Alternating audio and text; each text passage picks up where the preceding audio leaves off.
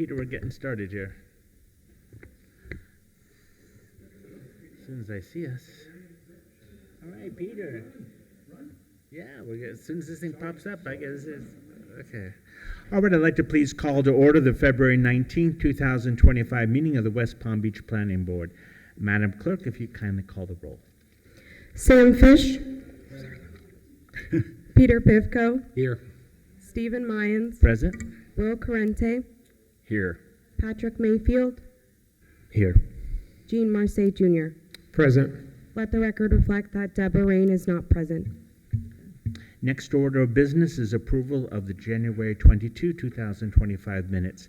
Has everyone had the opportunity to review them? Are there any changes or corrections? Hearing none, I'll look for a motion for approval. So moved.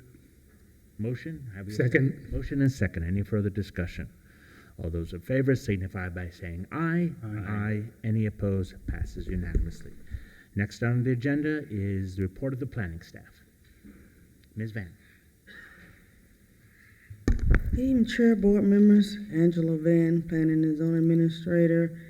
Give you a brief update of the cases that have been approved by City Commission since your last Planning Board meeting in January.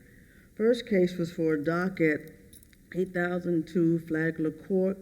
It was for a 131-foot long dock, and the waivers for 31 feet waiver. So you approved this back in your November meeting, 2024, and the Commission approved this in a February 3rd meeting by a 5-0 vote. Next one is affordable workforce, not workshop. We have to type fast. Workforce regulation amendment was basically the staff came in and just amended our affordable workforce regulations to provide a process for Live Local to obtain variance or waiver requests. Amendment also amended increased the maximum height for BMUD to be in line with the new regulations that you guys heard, from 3 stories to 7 stories with incentives, and just various clarification and updates just to make sure it was clear for the developers and or clear the city's intent. I'll go back to the Commission. Also approved this at your November Planning Board meeting, and the Commission approved this at their February 3rd City Commission meeting. Next case is 1309 South Flagler Drive. This is for a major amendment for a project that's located on South Flagler Drive. It's pretty much under construction right now, but again, once they start building and things shift and change, they had to come back in for a major amendment to do modified approved waivers and development regulations and update plans based on the changes that were made out on the field. Again, you heard this also at your November 2024 meeting, and the Commission approved this also on February 3rd of this year. West Palm Beach Commerce Park Industrial Plan Development. Commission, this is for a major amendment for the property which is on Haverhill. It actually only applies to this property shown in yellow to allow churches and accessory child daycare, particularly on this lot. You heard this again at your November meeting, and the Commission approved this actually last night at their February 18th City Commission meeting. That concludes staff's report. Have any questions? Okay, any questions of staff? All right, hearing none, thank you. Next on our agenda are remarks by the chairperson, of which I have none. That brings us then the declaration of ex parte communications, and let me begin by saying that I have had no ex parte communications. I have received no written communications. I have conducted no investigations. I have made no site visits. I received no expert opinions. I request that these disclosures and all written communications be made a part of the record. And let's go down the row. Sam, why don't you go next, please?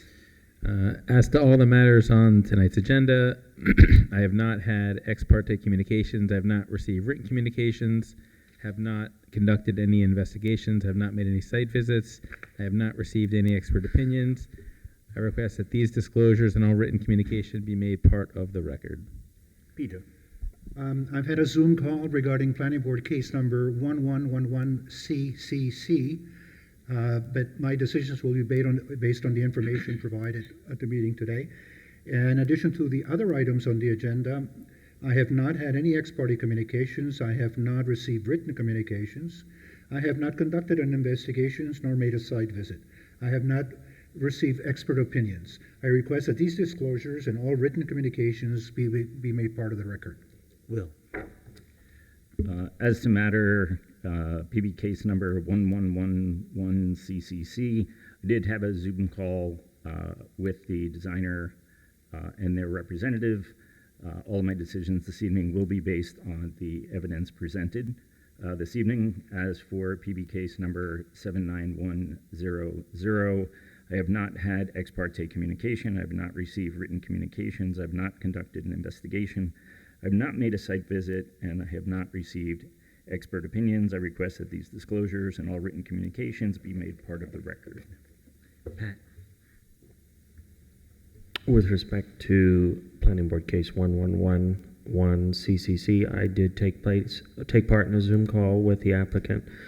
However, my decision this evening will be based on the testimony presented this evening.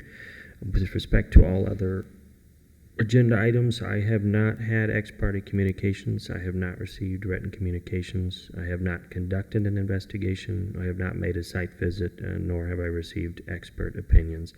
I request that these disclosures and all written communications be made part of the record. Thank you. Gene. As to all items on the agenda, I have not had ex parte communications. I have not received written communications. I have not conducted an investigation. I have not made a site visit. I have not received expert opinions. I request that these disclosures and all written communications be made part of the record. Thank you so much. That then brings us into the swearing in of speakers. Would everyone who plans to speak or offer testimony this evening please stand up and raise your right hand? Do you swear or affirm that the testimony you're about to give in this proceeding will be truthful? You may be seated. Thank you. Next on our agenda are continued cases, of which there are none. That then brings us to Planning Board Case number 79100. May we hear from the applicant?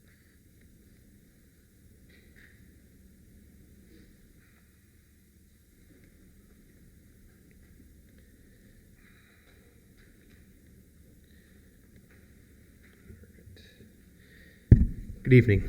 Matt Wojciechowski, Schmid-Nichols, on behalf of the applicant. I'm here tonight presenting to you a major PD amendment, case number 79100, for a project known as Oasis Tower, located in the Center Park DRI. I do have with me today some members from our consultant team as well as ownership, if we have to have, if there are any further discussions for them. So as I mentioned, the site is located in Center Park, which is a DRI located north of Belvedere, east of Australian, and west of I-95.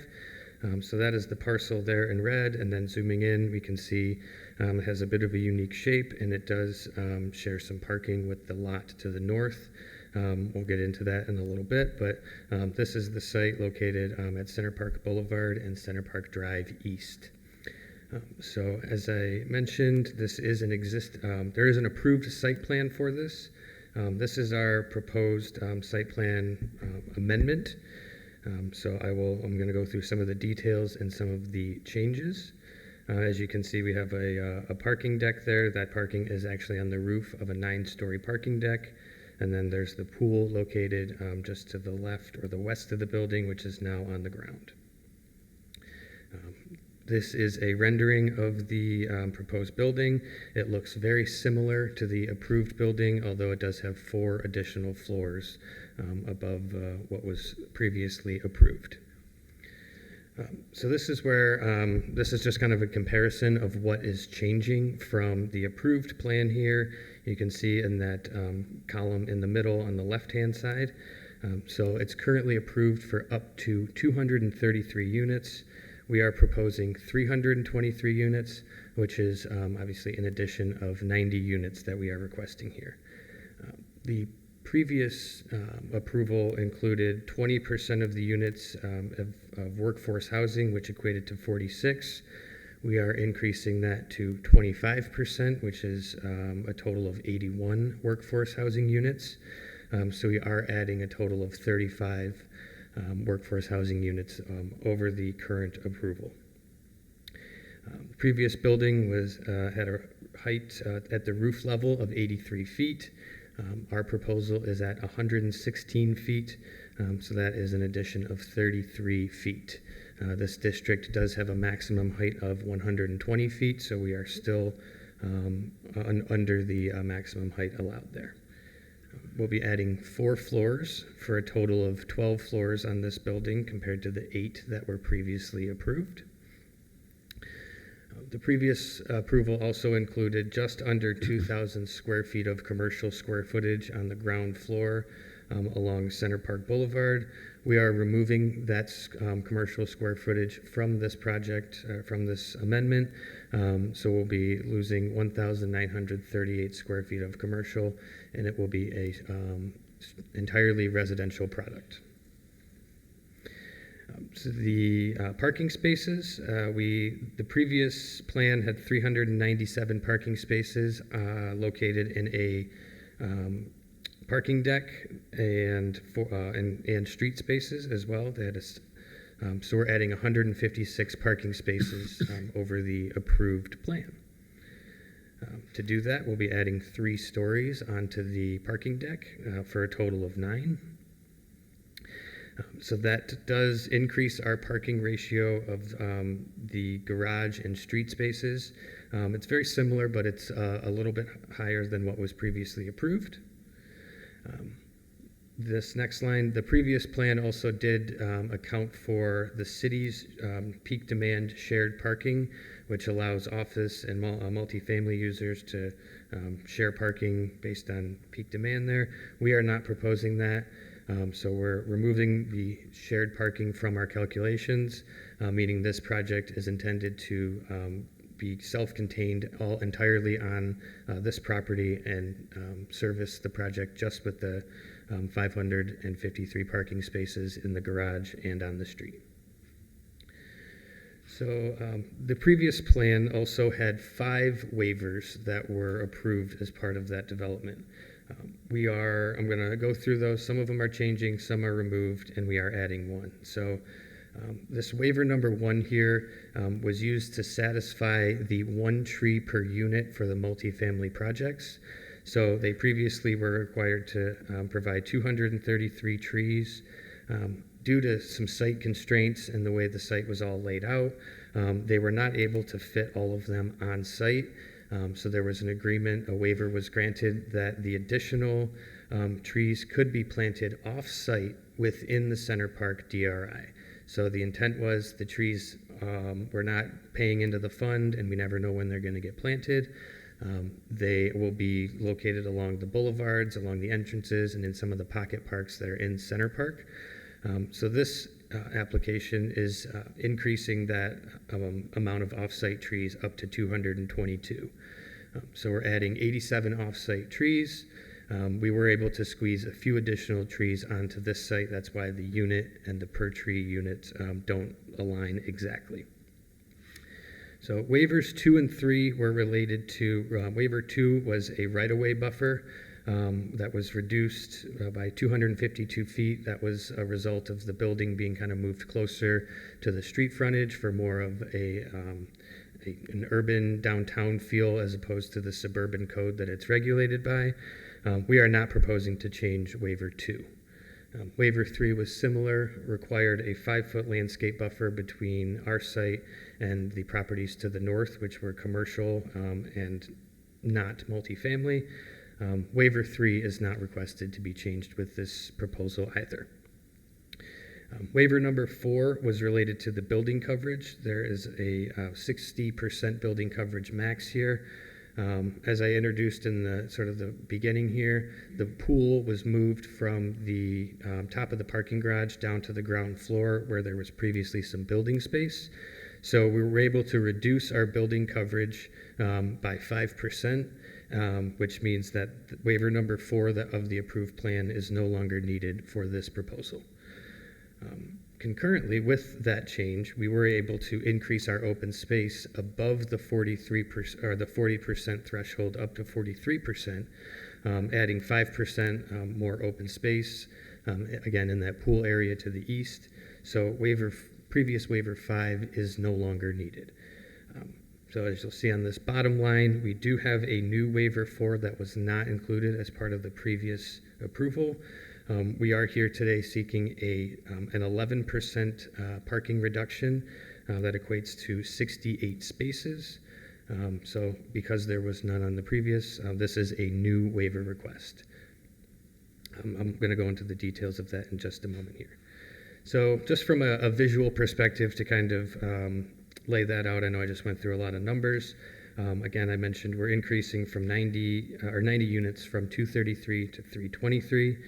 That will add an additional 4 floors onto the previously approved. Those are the 4 that are highlighted there. And then again, the 3 additional floors of the parking deck, which are located on the other side of this image. This is looking north from Center Park Boulevard at the entrance.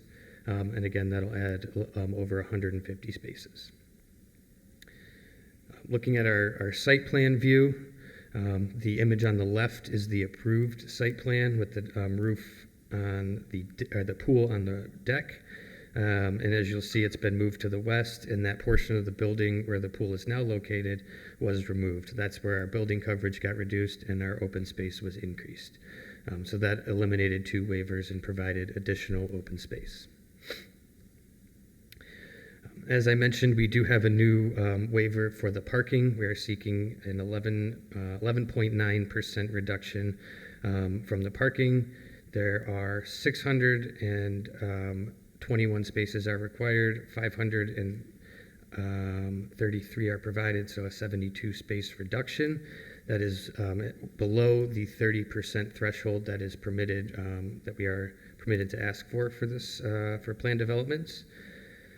We do meet the design and as far as the new urbanism concepts. As I mentioned, this district is a little unique. It's regulated by some of the default codes are just the default commercial codes, but moving the building up, providing bike lanes, additional bike parking and facilities, and sort of walking paths and pocket parks in here helps us achieve that new urbanism feel that will allow for a mixed-use district. There are also commercial and office allowed in here, so we do meet standard B. And then we have submitted a parking study that demonstrates we are well over parked even with our waiver. The ITE manual, according to the ITE manual, we have 152 spaces over what that would request. So that is our justification as far as the waiver standards.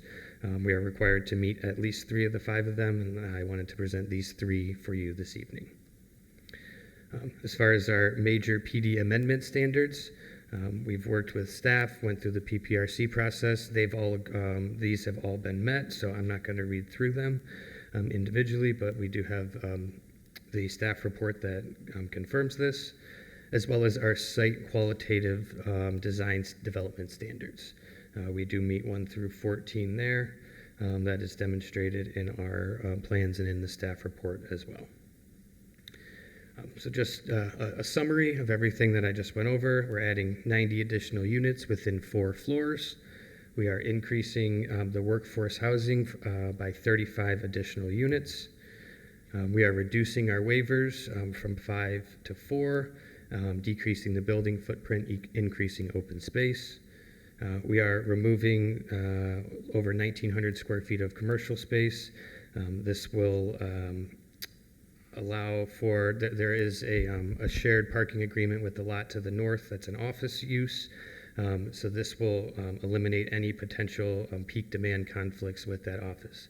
That is a private agreement, so I know there was some objection from some of the neighbors, so we're not here to discuss that with you tonight. We're trying to stick to just what the city code and city waiver standards are, but I do feel it's worth mentioning that we are reducing our commercial space, which would reduce any potential peak demand conflict.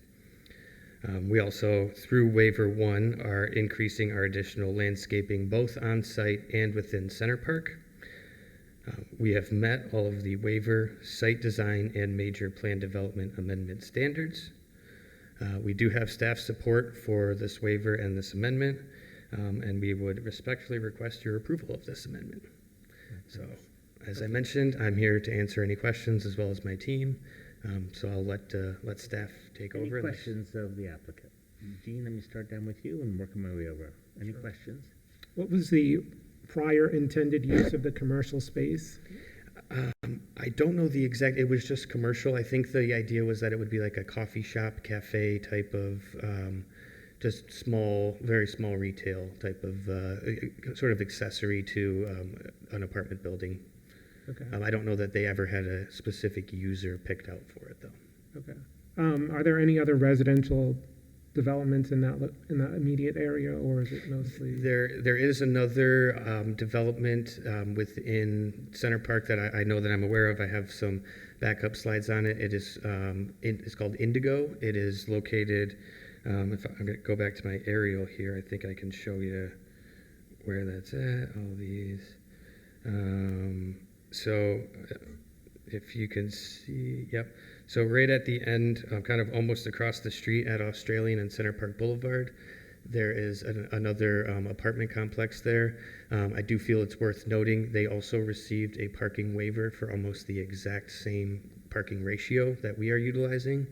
And we have not heard of any concerns, and our studies have shown that their parking has not been full. So we feel this is a very comfortable number. But that is the most immediate adjacent residential project that I would. And you feel there's enough infrastructure to support the needs of the residents by removing the commercial space? Absolutely, yep, that was yes, that is the idea. And again, this site, where it's situated, it is easily accessible. You can get right under 95 there along Mercer Avenue and get up to downtown. So it is quite accessible there. But yes, that is the intent, is that it'll still be served. Okay. Other questions? Okay. Patrick, any questions? Just out of curiosity, what was the genesis of the additional density request? Was it to get more workforce housing, or? I don't know the exact, I guess, specific reason. I think that they saw an opportunity to maximize the site. We have, they knew they had an approval, and I think that there was just to maximize their dollars on the site there. Understood. Yeah. Thank you. Will? So you made a comment about multimodal transportation in the area. What is available in the area? So Center Park Boulevard here that connects Australian Avenue over to forget the name of the slip street here in Belvedere. There are existing bike lanes that are in this site. We are preserving those in front of our site. And as I mentioned, those connect into some other smaller residential streets that connect to downtown and other bike facilities. And so you said that 621 spaces is what's required, 553 is what you're proposing, but you're doing, you said, a shared parking agreement with one of the neighbors? There's Spaces? What's that? How many spaces? That one there's 118 spaces available through that reciprocal parking easement. Okay, so I don't have a calculator. So the math works out to how many spaces per unit will be available? 1.71 spaces per unit. Excluding the parking that's going to be Correct. shared. Excluding the shared parking. We weren't not relying on that at all to, in order to try to be good neighbors and allow them to use their lot and, again, self-contain our project. Thank you. Do you have any questions? I just wanted to give my compliments to MSA for a very interesting floor plan and a nice treatment to the elevations. I don't have any questions. Thank you. Sam? Okay. Thank you so much. Excellent. May we Thank hear you for your from- time. May we hear from staff? Good evening, planning board members. For the record, my name is Kevin DeFrank, senior planner with the Development Services Department.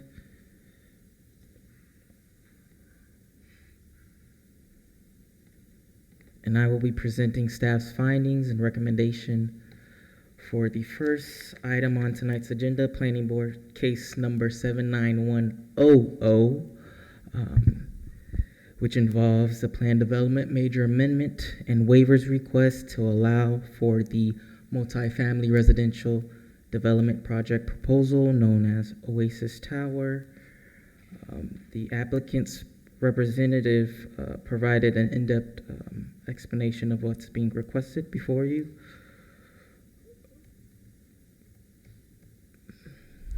And the waivers that have been requested include a 225 additional trees reduction from the minimum number of shade trees requirement, a 252 linear feet reduction from the minimum landscape buffer area requirement along the southern boundary, 179 linear feet reduction from the minimum landscape buffer area requirement along the northwestern boundary, and a 68 parking space reduction from the minimum number of parking spaces requirement, and staff has no objection to the waivers requested.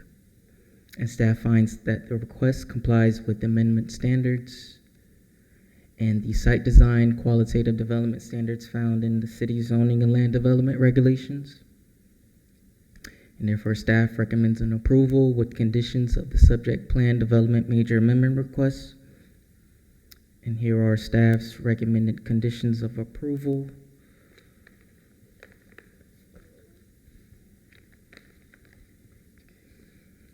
And I would also like to submit into the record a letter that I received today from the owner of the adjacent property to the north expressing opposition.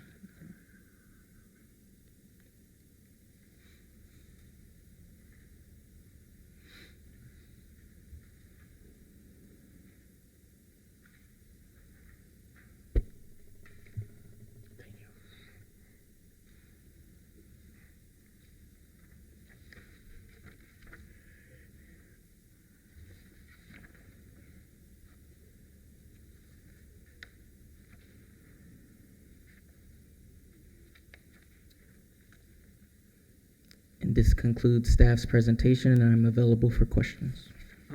Has the applicant agreed to all the conditions staff has proposed? Yes, he has. Yes, they have. Okay, all right, thank you. All right, questions. Sam, let me start with you.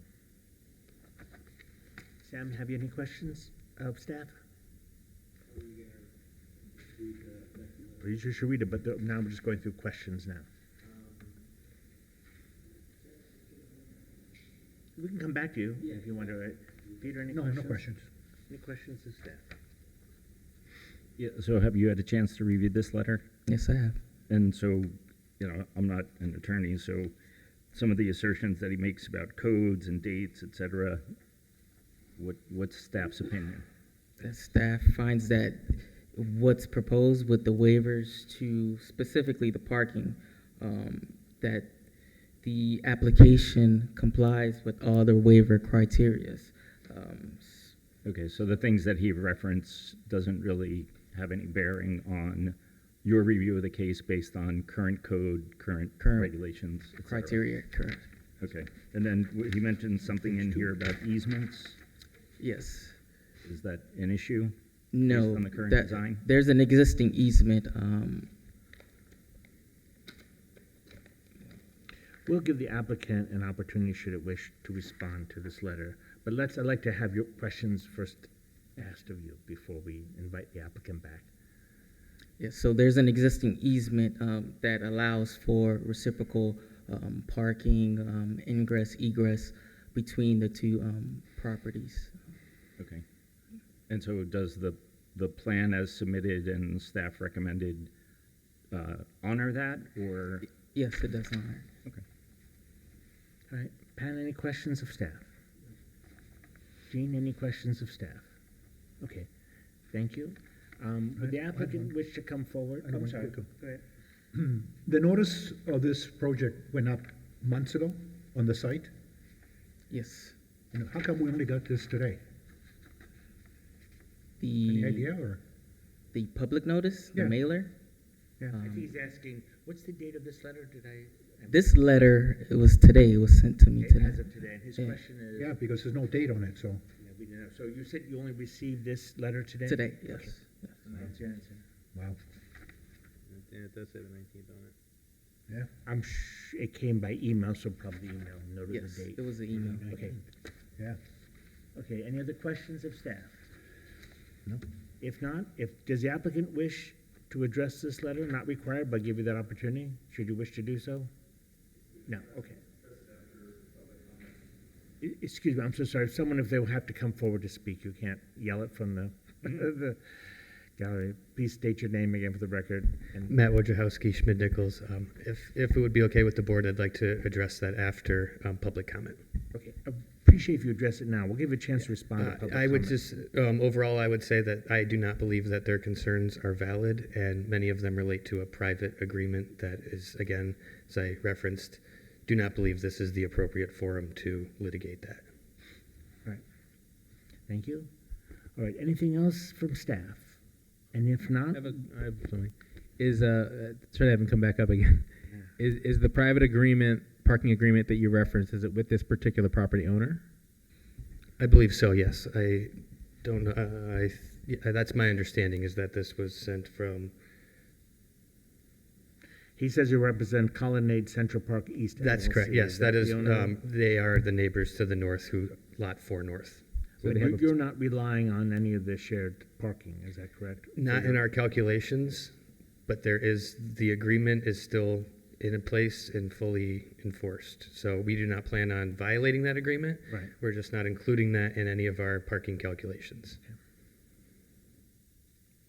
Your point is that's not part of what we're Yes, doing here today. It's a private dispute between the two of you. absolutely. Okay.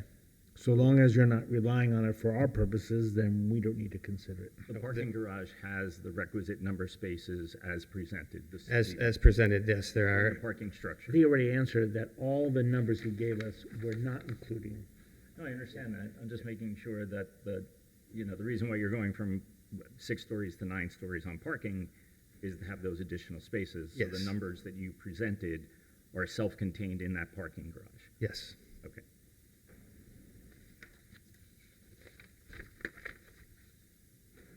Okay.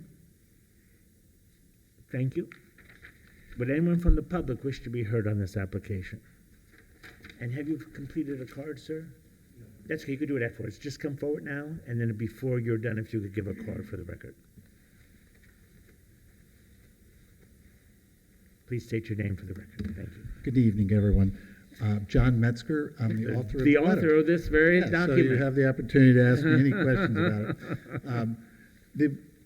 One thing I would say is the private agreement we're talking about, it's not just shared parking, it's shared access. Okay. And the entire access for the new project comes through our property and our parking lot. So what's going to happen is everyone who's going to park in the garage is coming into our lot and could park on our surface lot. That will be the normal reaction of someone coming in, tenants, guests, whoever. They're going to park on the surface lot rather than go into the parking garage and go up the decks and find parking. So we're very concerned about the parking arrangements. We're very concerned any reduction in the number of parking spaces is going to negatively impact our property. And when this property was subdivided and this arrangement was put in place for the reciprocal easements, I don't think there was any contemplation that you would have a 12-story residential tower next to and tied at the hip with a smaller office parcel. So we're very concerned that it's going to overwhelm our parking, despite the fact that they say that their calculations show there's adequate parking spaces. But yet again, they're requesting a waiver for a reduction in 68 required of the minimum parking spaces in their calculation. So we've objected to the granting of that waiver on a number of bases. The first one is that the code section they're relying upon says it's only available for new planned development districts. And we went to find out, well, when was this enacted, and was the DRI that we're talking about created prior to the enactment of that new urbanism waiver that we're talking about? And we got the prior code, and it does not look like that was in the code at the time the DRI was created. So we at first instance say the waiver they're seeking is not applicable because this is not a new planned development district within the intention of that waiver section. Presuming it's found that it is, we're still objecting that they don't meet all the criteria. Primarily, this is not really a new urbanism development. You've heard them say they previously were going to have about 1,900 square feet of retail space, but that's being eliminated now. They are not adding any meaningful on-street parking. They're adding 4 spaces. And the additional parking that they're relying upon to meet that standard is our parking, is the shared parking that will be negatively impacted in our opinion. So we have a concern that any reduction. You can add 2 more minutes. We've historically given attorneys representing a party 5 minutes at our Thank you, I board. So appreciate that. please add 2 more minutes. Thank you. So that's our concern on the parking, and we request that the waiver be denied. We also have a concern about, as I had in my letter, the trash receptacles, and maybe the applicant can clarify that and show that all of the staging activities will not occur within our parking area and landscape areas. It didn't seem that there was adequate area for them to handle all of those activities within the confines of their property, and our shared agreement does not contemplate staging of trash hauling, trash receptacles. It is utility, the shared easement is utilities, access, and parking, but does not involve any other activity. So we'd ask that they clarify that. But we would ask that you deny the waiver on the required minimum parking for the reasons we've stated. And if you have any other questions, I'm happy to. No, I'd just say it would be really helpful if we had gotten more than 1 day on this, just to let you know. It's hard. I believe me, We've all been I there, got I'm it the just last saying. minute, and we scrambled around I the hear you. clock over a holiday weekend to Right. I hear you. really Okay. research it and get it to you. So I do apologize for All that. right, all right. All right, any questions of this speaker?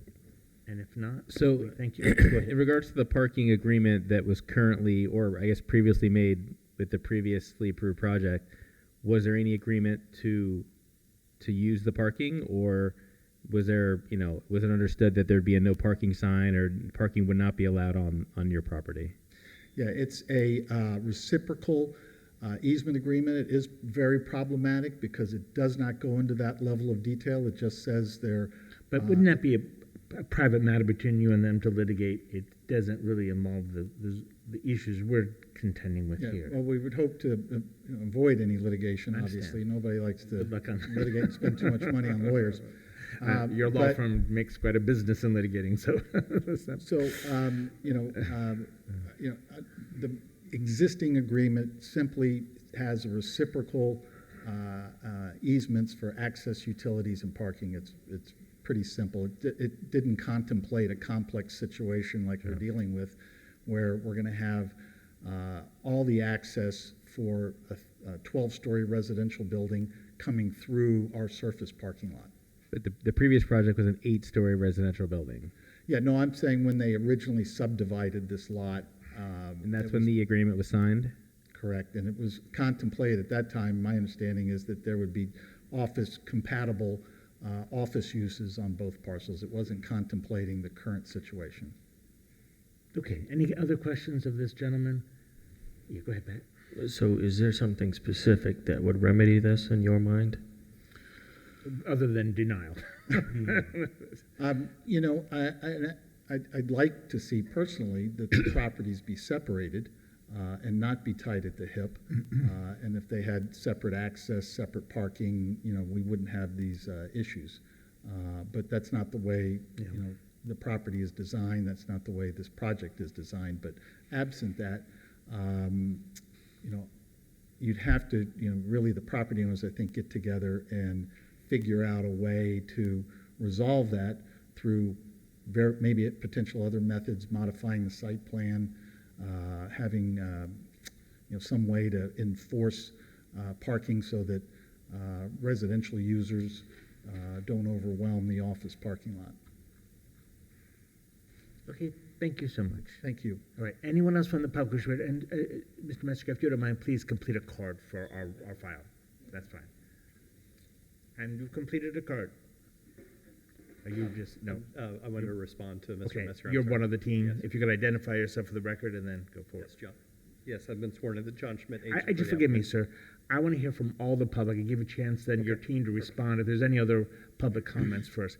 Does anyone else from the public wish to be heard? And if not, now we can have your response. Thank you. John Schmidt, agent for the applicant, and was sworn in as well. Just to respond to Mr. Metzger, we understand his concerns about the parking. There are multiple mixed uses within the PD. There's 2 hotels, there's other residential, there's office buildings. Anybody could go park in their surface parking lot, and they can take care of it through towing or enforcement of what's in our agreement. So we're not utilizing any of those parking spaces for our standards. Our standards are asking for a 10% waiver. The code allows 30. We must have run at our office a dozen projects through here, looking at those numbers. We also studied the project Indigo. We have pictures of it. The top level is not even used, and surface parking is still available. So we think the ratios that we're asking for are well within the range. It's 150 under the ULI, and we have our traffic engineer in here if you need additional testimony behind that. The new urbanism, the reason for 2 of the waivers for the new urbanism is pushing the building to the street, and those were actually requested from staff.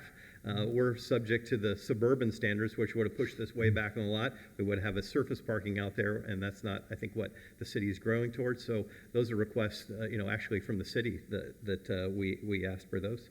The 4 spaces on the street allows for some flexibility in the multimodal, pickups through Uber and Lyft and, those resources out there. So that was the reason for those. Again, those 4 are part of our overall parking, but we're improving the property to allow those out there and for those fast pickups that everybody likes to utilize.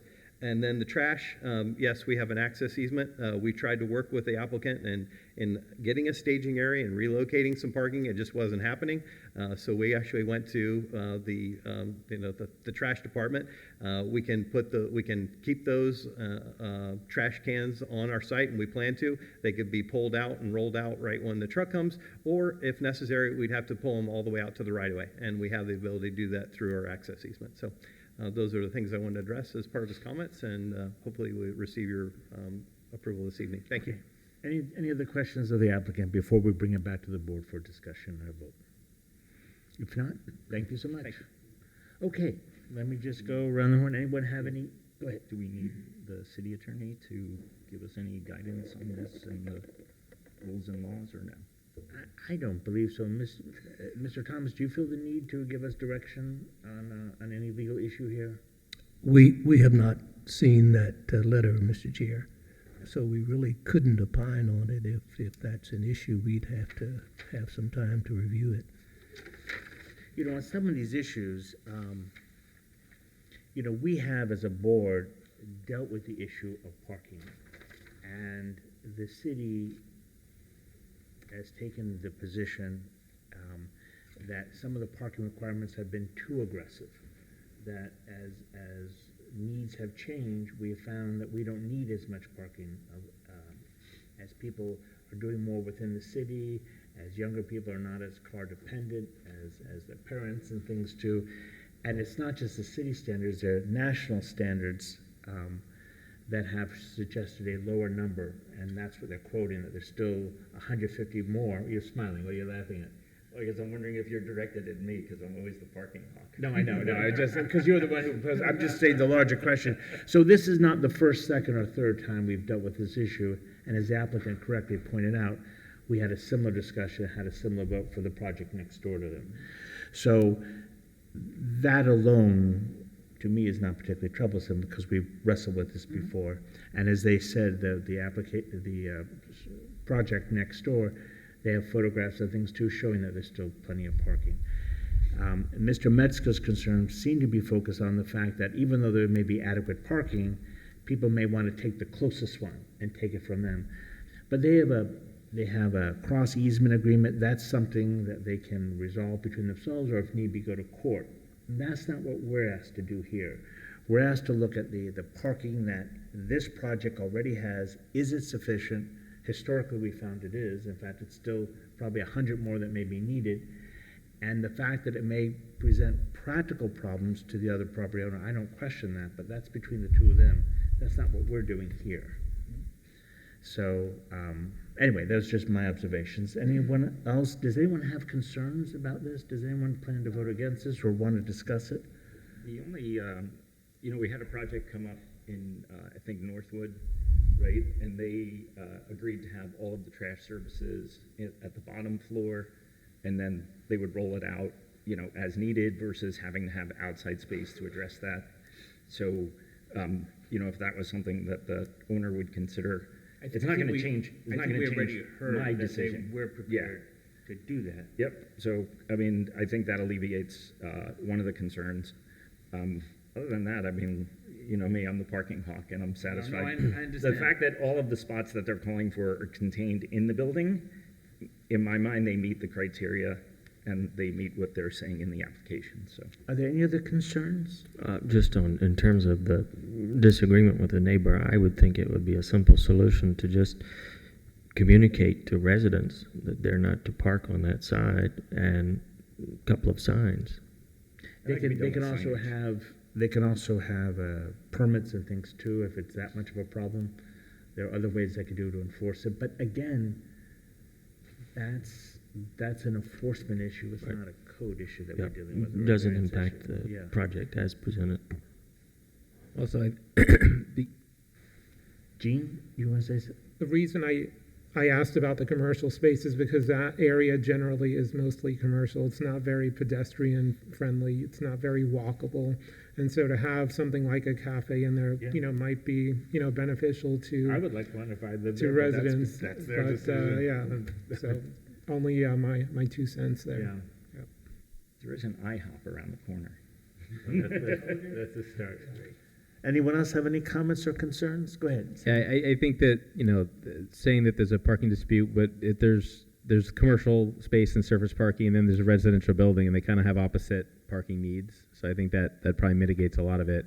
Also, if they're increasing the parking by the same ratio as the units, then, people are going to park there because it's more convenient. It doesn't matter if there's more units and more parking, they're still going to do it. Whether there's more parking, they could add 50 more spaces, 100 more spaces on the roof, and if it's empty because they want to just park in the convenient parking, they're going to do that regardless. So I think it's going to be up to the two owners to enforce it and make it clear that they are not to park on the surface parking lot, and regardless of whether they got more parking or they added more parking.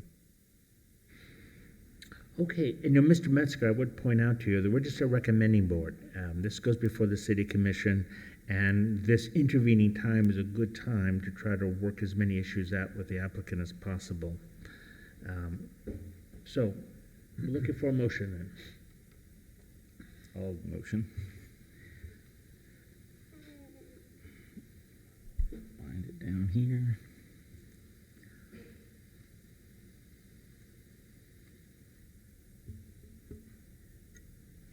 Man, that's a long one.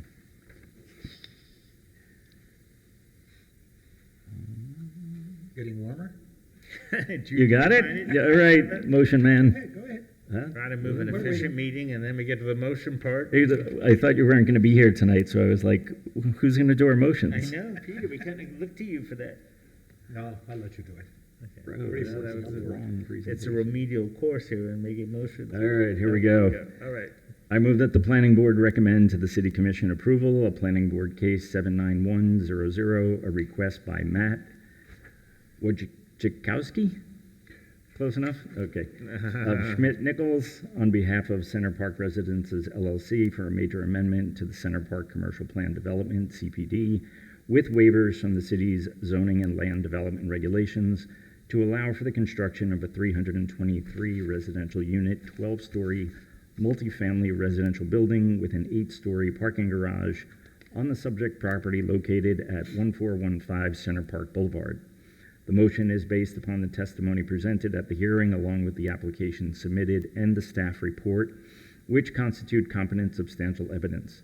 The planning board hereby makes finding of fact that the application complies with the required standards of section 94-32A and 94-35C of the City of West Palm Beach zoning and land development regulations. In addition, the recommendation is made subject to the conditions of approval contained in the staff report dated February 19, 2025. I move that these conditions are necessary to ensure compliance with the purpose and intent of the zoning and land development regulations and consistency with the comprehensive plan of the city of West Palm Beach. All right, we have a motion. Have we a second? I'll second. Motion and second. Any further discussion? All those in favor signify by saying aye. Aye. Any opposed? Passes unanimously. Thank you. That then brings us to Planning Board case number 1111CCC. Just give the clerk, please. Thank you. And may we hear from the applicant?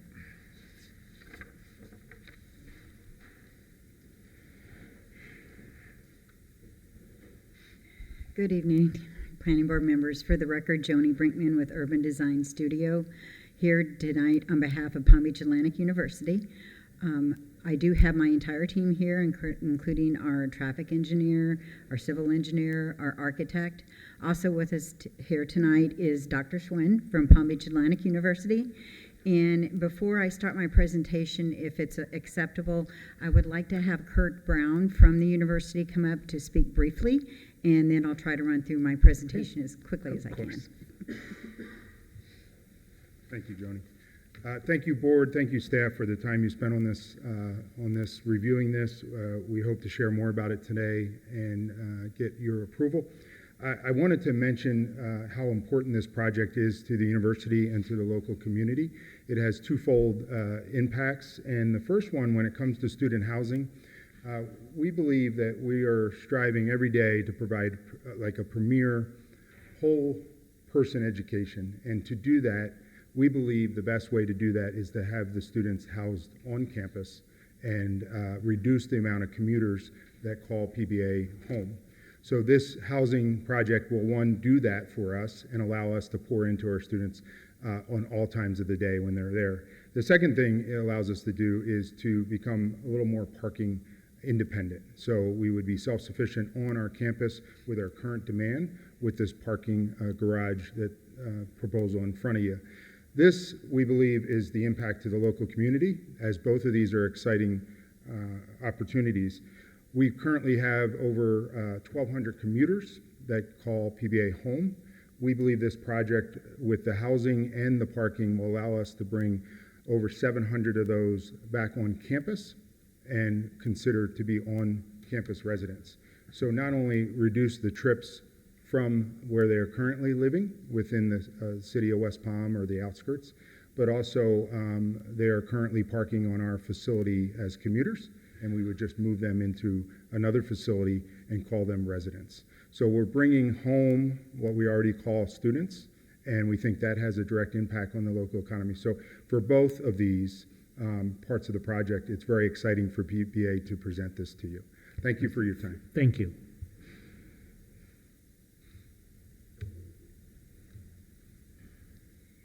Thank you. So before you tonight, as Kurt mentioned, we're excited about proposing a new dormitory and parking structure on campus. A little bit about PBAU for those of you who may not know, it was founded in 1968. Located in West Palm, it is a faith-based university. The campus downtown currently is over 19 acres in size, and they also have their athletic campus out on Parker. That's about 76 acres. They do have satellite campuses in Orlando and online programs, and the university students, as a faith-based university, have contributed over 4 million hours of community service since the founding of the university. This slide shows you the existing master plan for the university and also outlines the affected area we're going to be talking about today for the proposed parking structure and dormitory. It's located east of Dixie Highway and south of Gruber and north of Acacia. This aerial represents visually in the blue where we currently have land area included in the campus. You'll see just to the northeast of our affected area, you recently approved the business school, which is under construction right now on Olive Avenue. Currently, the site is accommodated by some parking area, a physical plant, and the old, I think it used to be a Benjamin Moore paint store, that is now being used as a visual arts center. The site, in regards to footprint, proposes to have the 11-story parking structure sited on Dixie Highway. That structure will include some additional square footage of fitness and activity use area along the frontage at the storefront level. That was requested by staff. The university was happy to do that. We are well aware of the goals of the city to create Dixie Highway as a more pedestrian-oriented environment. In that regard as well, we've reached out our landscape architect to FDOT, and we are planning on providing additional planting in the right-of-way through that process that's required to be followed through the city.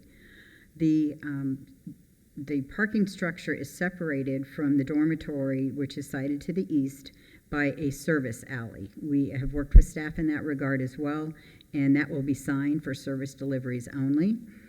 And the residential tower will accommodate 990 students. It will also accommodate a dining facility on the first floor as well as fitness facility on the second floor. This just shows you the footprint of the ground floor.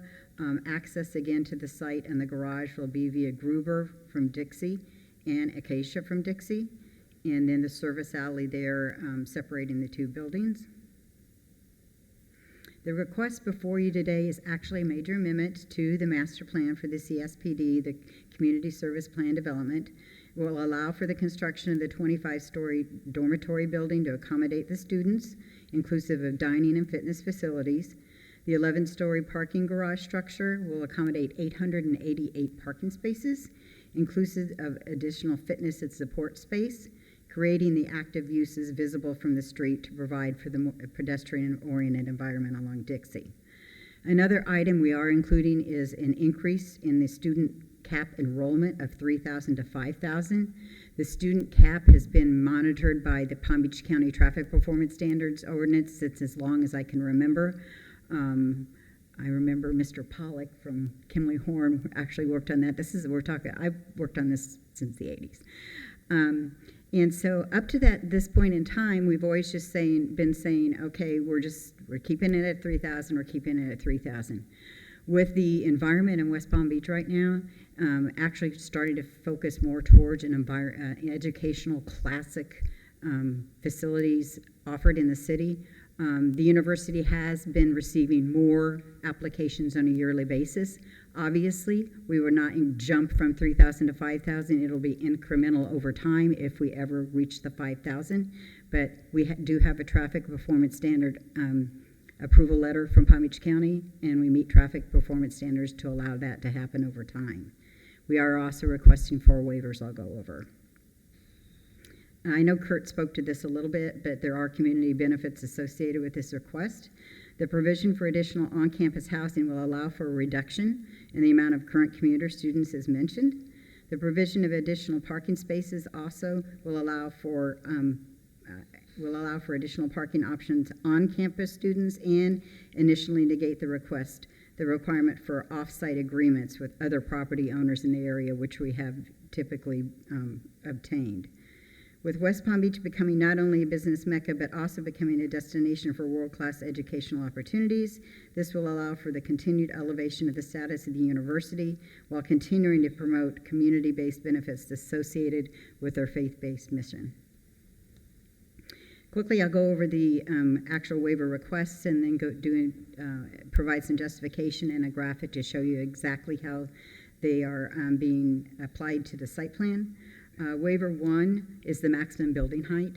Currently, the overall campus for the university in the master plan was approved to go to a height of 125 feet. We have not yet done that, but this building, the 25 stories, will be 300 feet in height. So we are requesting to amend that allowance in the master plan for the area only north of Acacia. It would not apply to any of the land area south of Acacia to avoid any negative impacts. Even though we are fairly separated from residential, it will give us a little bit more of a buffer area for the increased height. Waiver number 2, separation of access points. There's a corner clearance requirement in your code. for the entrance to the parking structure off of Gruber from Dixie. We're requesting it be decreased slightly from 75 feet down to 64.2 feet. Waiver 3 actually has two different aspects to it. It is a separation of access point requirement in your code. The reason we're having to ask for this is because we have separated the buildings with that service alley, and the service alley counts as an access point between the two buildings. It will not be utilized really that much for, it's going to be signed for service delivery only, so that is the third request. And our fourth request is in regards to visibility triangle requirements in your code. They technically require 20 feet triangles, and I'll go into the justification later, but there's a slight increase in the buildings in both the Acacia and Gruber intersection.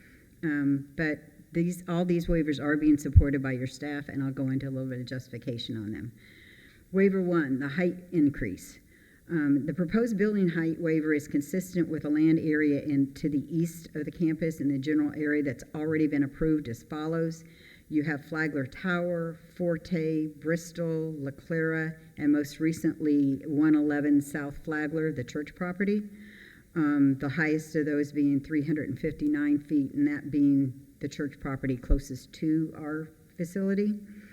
The proposed building height waiver is likewise consistent with the Okeechobee corridor directly north of the campus, which includes the following approved projects and constructed buildings, including Mr. C's Hotel and Residence, West Palm Point, One Flagler, Esperante, and the Plaza, with the most highest one there being 320 feet. So staff is in agreement that we're not inconsistent with the heights in the area. Again, this is just the request for 125 to 300. In regards to waivers 2 through 4, as I mentioned, I do have my traffic engineer here too if you have specific questions I can't answer. But the waiver for the corner clearance from Gruber to the access point in the garage, again, Gruber is a low volume roadway. It is not a through street to Olive Avenue like Acacia is. So it's very low volume. There's no negative impact on traffic flow or operations. The westbound turning movement onto Dixie will not back up past the driveway, or the East Point traffic turning movement into the driveway will not back up onto Dixie based on our professional engineer's assessment.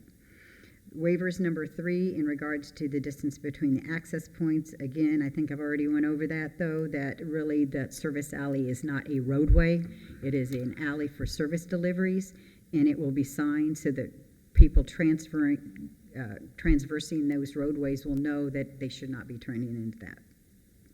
Waiver number 4, the clear visibility triangles. We are proposing to be allowed, as is often done more in the downtown area and in urban environments, to utilize the FDOT standards, which we meet. Staff again is recommending approval of that. This graphic, put my glasses on, just outlines the areas. The waiver here for the safe site corners on both intersections. The green line you see is the FDOT clearance for safe site, so we are well outside those areas. In regards to the corner clearance here to the driveway, we're showing 64.2 feet, which is approximately 3 car lengths minimum, and then the 69.7 and 25.1 dimensions here are the distance between the driveway entrances to the garage and the service alley I spoke of. In regards to parking, we are required to provide an annual parking study that was imposed on our development order when we did the business school. That will continue. PBAU has taken many steps, and they have the ability to manage and reduce parking demand, although I understand the numbers are that with this garage, even without the off-site private agreements, we would still have a surplus of approximately 100 parking spaces on campus per the parking study. They have the ability to not issue permits, and they are not issuing permits to freshman students. They created a pricing structure that discourages having parking on campus, And they also have the shuttle that runs back and forth between the athletic campus where they have excess parking, which is used and has a schedule that allows for sporting events and even regular shifts going back and forth. Again, the parking structure provides additional supply in excess of the parking demand generated by the residential building. Therefore, provides enhancements to on-campus parking for the university. In regards to architecture, Cube 3 was brought on to do the design, and this shows you the elevation looking from Wallingford southeast to the dormitory, and you'll see the parking structure to the east of the dormitory, facing Dixie Highway, with the Very Lee Rinker Music Building there to the left-hand side of the structure. And this gives you a better idea of the main entry, which is located at the northeast corner of Gruber and Wallingford. The streetscape we're proposing to create for the students, as well as outdoor usable passive open space. You'll also see the bike racks there. They are a huge user of bike racks in the overall campus for students to get around, as well as the other options they have for mobility throughout the downtown. This provides a view of the parking structure and the dormitory building as you're heading south on Dixie Highway. You'll see, working with staff, not only did we propose the additionally active use areas along the streetscape, they also proposed architectural elements on the structure of the parking garage to give it interest. And I personally think it looks great. We do have 4 conditions of approval in the development order. We are in agreement with all the aspects of condition number 4. It's quite lengthy. We are requesting though that we be permitted to continue coordinating with staff on conditions 1 through 3. Those are more related to traffic, parking, and mobility. That's kind of a new requirement from the city, and we just got the staff report last Thursday, and with the holiday, we would like the opportunity to work with both the traffic engineer and the mobility engineer between now and City Commission to work out the actual language on those conditions. Applicant, again, we're requesting to have additional time to work on those 3 conditions, but are accepting condition number 4. The university is a longtime member and contributor to the city, and the community is poised for continued growth and service. We appreciate your consideration tonight and are looking forward to a recommendation of approval to pass on to the City Commission. Okay, thank you so much. Any Thank questions of the applicant? Let me start with you first, Jean. So as stated, you would be in disagreement with conditions 1, 2, and 3? Not that we're in disagreement. We would like to work through a lot of the language. There's some memorandum of agreement language that we haven't seen before. So we just want to make sure we're comfortable that when we get past the City Commission, that we're going to be able to comply with those conditions. Okay, so if the board were to recommend approval to the City Commission with these conditions, there's nothing that prevents them from continuing to work on it. Okay. I think she would like something, though, in our vote to indicate that we know they're going to be making that effort, but so we would need to your indicate that in the question motion. Yeah, we can still include those conditions. Okay. Thanks. Any other questions, Pat, any questions? Could you bring up the slide where you have the plan where you, I guess, annotated the waivers on the site plan? Yeah. So the 20-foot site triangles, other than the corners of the building that are the clipping, everything else in that shaded triangle is under 30 inches, I'm assuming? Correct. We're complying with all the landscape requirement heights limitations. Got it, thanks. Will? You're big on parking, lots of parking. Yeah, exactly. So, yeah, several questions. Should I get my traffic engineer up here? Oh, maybe. I'm by my side. So, you know, given the developments that are coming further north, given traffic patterns that we're seeing on Dixie Highway right now, the So the two-direction ingress egress on Gruber and Acacia is concerning for me, especially for someone who travels Dixie Highway 3 times a day.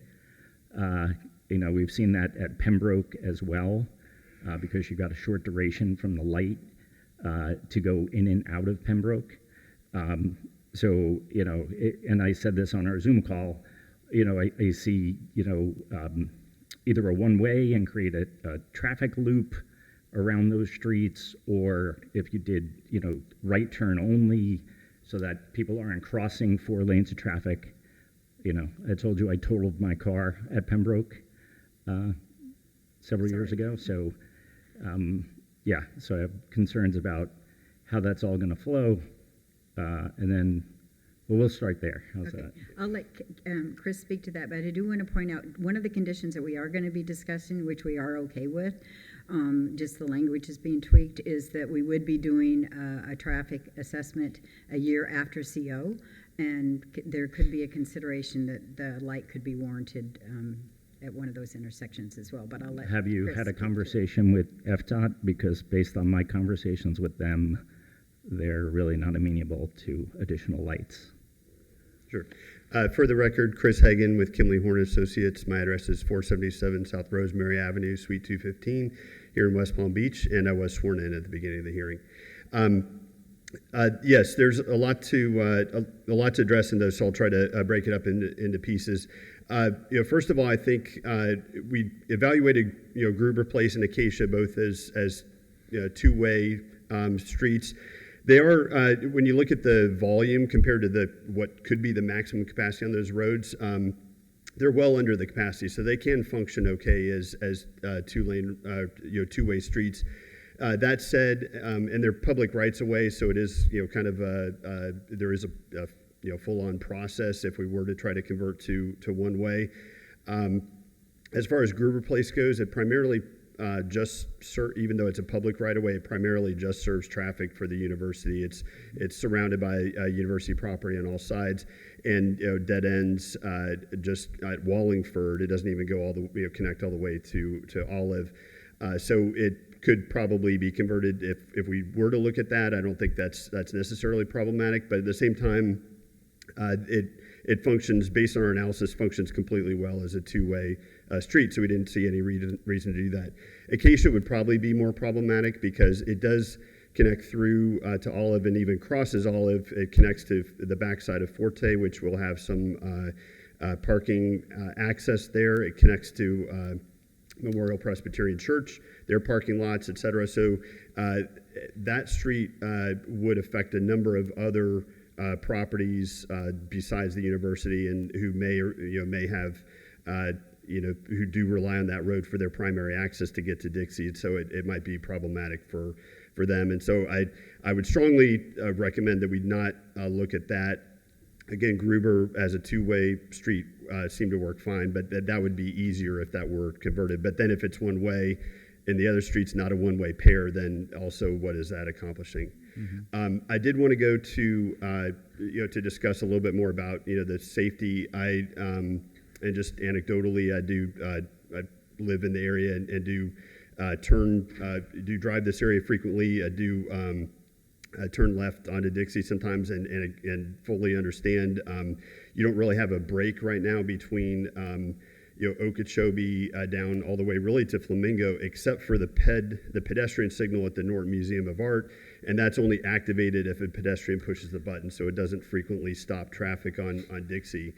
During heavier peak times, it is very difficult to make that left turn. And as Joni mentioned, one of the conditions that's proposed by staff is that we conduct a signal warrant analysis, and we would like to maybe tweak the language just a little bit, but the general concept of us conducting the signal warrant analysis we're in agreement with. And if it were warranted, there's a benefit certainly to the university if a signal were to be installed.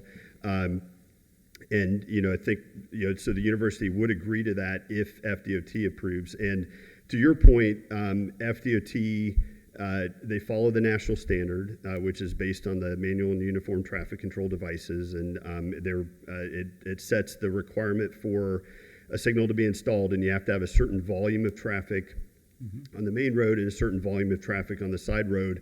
They lower those thresholds if there's a preponderance of crashes, which is, I mean, you never want to get to that situation, but I know there have been, unfortunately, crashes here in this section. So that would be looked at as well. And, that, again, if DOT, from a spacing, they look at two things. They look at those volume criteria, and they look at the spacing. And we are adequately spaced from Okeechobee Boulevard down to here, and then also adequately spaced down to Flamingo, where DOT could consider it if it's warranted. So it really would come down to if those warrant criteria are met. And DOT, I would say they have a bias to trying to not put in signals because they view them as slowing down traffic on a corridor. But again, if it's demonstrated that it's met, and especially if there's the unfortunate history of crashes, then DOT considers safety to be their most important function, and so that would be a compelling case. So if it is warranted, we would install it, and we would agree again to the concept of doing the study to see if it could be warranted and installed. So DOT is going to put a light pedestrian walk, not a signalized walk, but like basically a flashing walk at Flamingo Park to Table 26. So that's something you'd probably want to talk to them about because you got the driveway to the cemetery. Right. So like that would make an interesting point for the students to be able to cross Dixie safely versus having to walk 4 blocks to Palm Street, to down to the museum, or 3 blocks, whatever it is. Definitely. I had a question. I had asked about the height of the parking garage versus the other buildings that are already built on Dixie.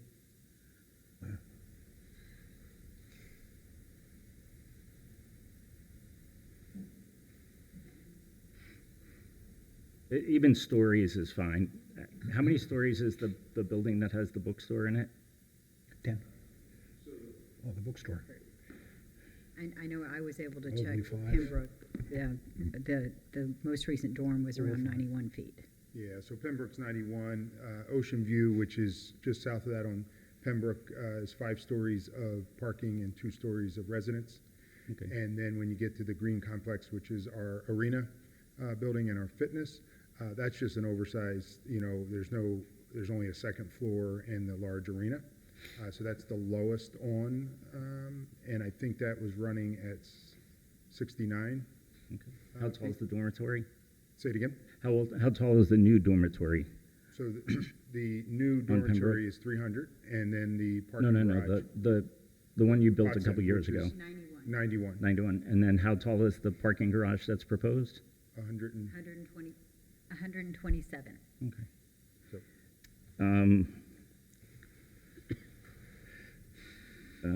Actually, one quick. So you said the offsite agreements, the offsite agreements, is that restricted by the construction that's happening to the other parcels? Currently, it's not being restricted today. Okay. Our largest partner in the downtown is the Family Church, and this project, based on our timeline today, will start and finish prior to the proposed timeline for the Family Church development. Okay. So there may be a real counter to helping them during their times of need, and then going back and having an agreement with them.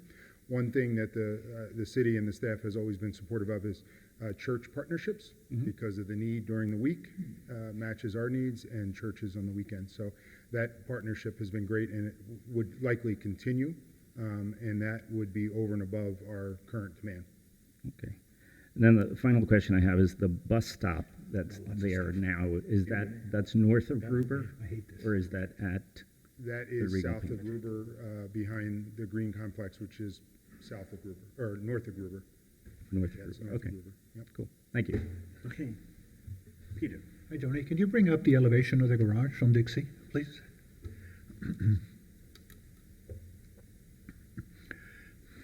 Yeah. I remember that a few years ago when you did the Watson building, you came here and it was approved with a chocolate brown brick. And lo and behold, when it went up, it beige. I think when you look at this building, it's a massive building on Dixie.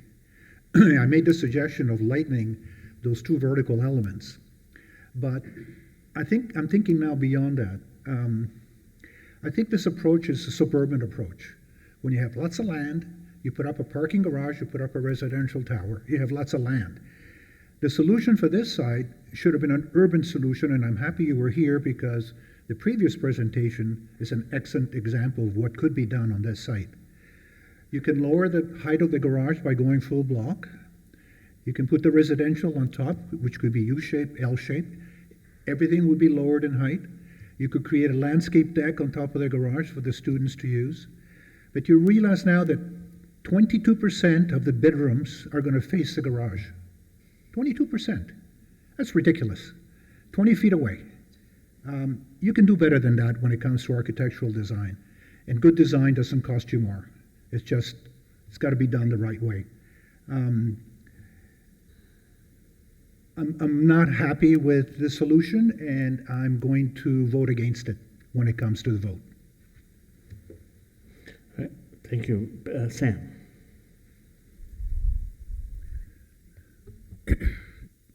So I don't think that we're in a position to give necessarily aesthetic feedback unless we are. But this is a very main artery right into our downtown. And I know that so much attention was paid to some other main arteries going into West Palm Beach and other areas. And I think this is just such a main intersection. It serves the needs of the school, and it certainly is meeting the needs of the city in terms of parking and extra housing. But without commenting on the specific, elements of the design, I do tend to agree that it doesn't feel like the best effort to give something that is a good look for the school, but also something. This is the main artery coming south into our downtown, and it's a massive building that's a parking building right on Dixie Highway. So I think there definitely could be, some better use of design elements, and certainly better use of the space to get something that works for both the school, but also for for the pedestrians and the drivers and everything in between. Was that a question, my friend? No, that was just question. me commenting. We're going to have a chance to comment amongst ourselves. Here's this opportunity to ask questions of the applicant. Well, I guess the question would be: was there specific intention to this particular design that was required, or was there some kind of a need to have the parking garage separate from the building that kind of led to the design, or how did we get to this? I do have our project architect here from Cube 3, Chris Santora, if he wants to speak to the design. And while he's coming up, can I, Peter, thank you for the feedback. I know the concerns are for long-term viability, beauty, all the things that we need. We are a nonprofit university doing our best with the land that we have. And one of the things I'd want to bring up is we worked hard to place the students in the middle of our campus to be part of the community of our campus. We also work very well with the community as a whole and allow them to serve outside our boundaries of our campus. So we intentionally do look at things like you mentioned, and I'll let the architects talk more on architectural so the language is the same, but not only do we want that centered community within the community, if we move those houses or the housing to the Dixie, it removed them from the center of our campus, where we're already building our business school, where we're already looking for ways to expand our offerings to match up with the direction that West Palm Beach is growing, the financial world, the medical world, our nursing, our PA program, all the medical that is really needed in this community. So overall, PBA is providing that to the community and also asking for our housing to be within our community, right? And there are some costs, and they'll address that on why we went through many different renderings to address that. One thing I will say about the overall look of the building, one thing that you can't have in student housing is a lot of balconies. Balconies.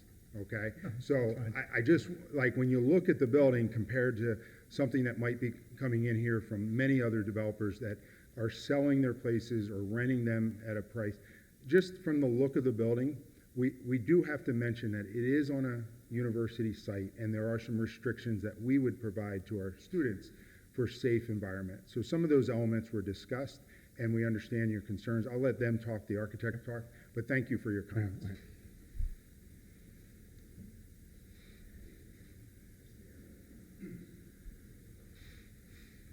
Good evening. For the record, Chris Santoro with Cube 3. We're the architect of record. So I'll expand on what Kurt said a little bit and just kind of talk about a little bit about kind of the iteration that was before this a little bit. We did have a project that was kind of or a scheme that was kind of a one kind of building project where all the program was in one structure. And the biggest difficulty that we were finding with that is that, you know, a lot of the, whether it's the residential program or the dining program, that being stacked on the parking, those elements being stacked really impacted each other. It was severely reducing, you know, bed counts and the ability to get more students on site. It was severely reducing the parking counts. It was limiting our ability to do access. And so what we found was that the best way to get the best out of each of these program elements and bring the most to the project was to build each of these individual pieces the most efficient way possible.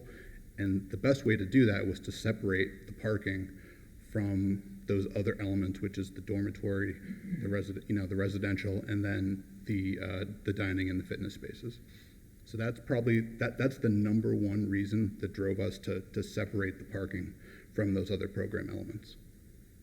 Yeah, but just imagine if you were to expand the footprint to the whole site for this garage. You would be at least 3 floors lower. At least.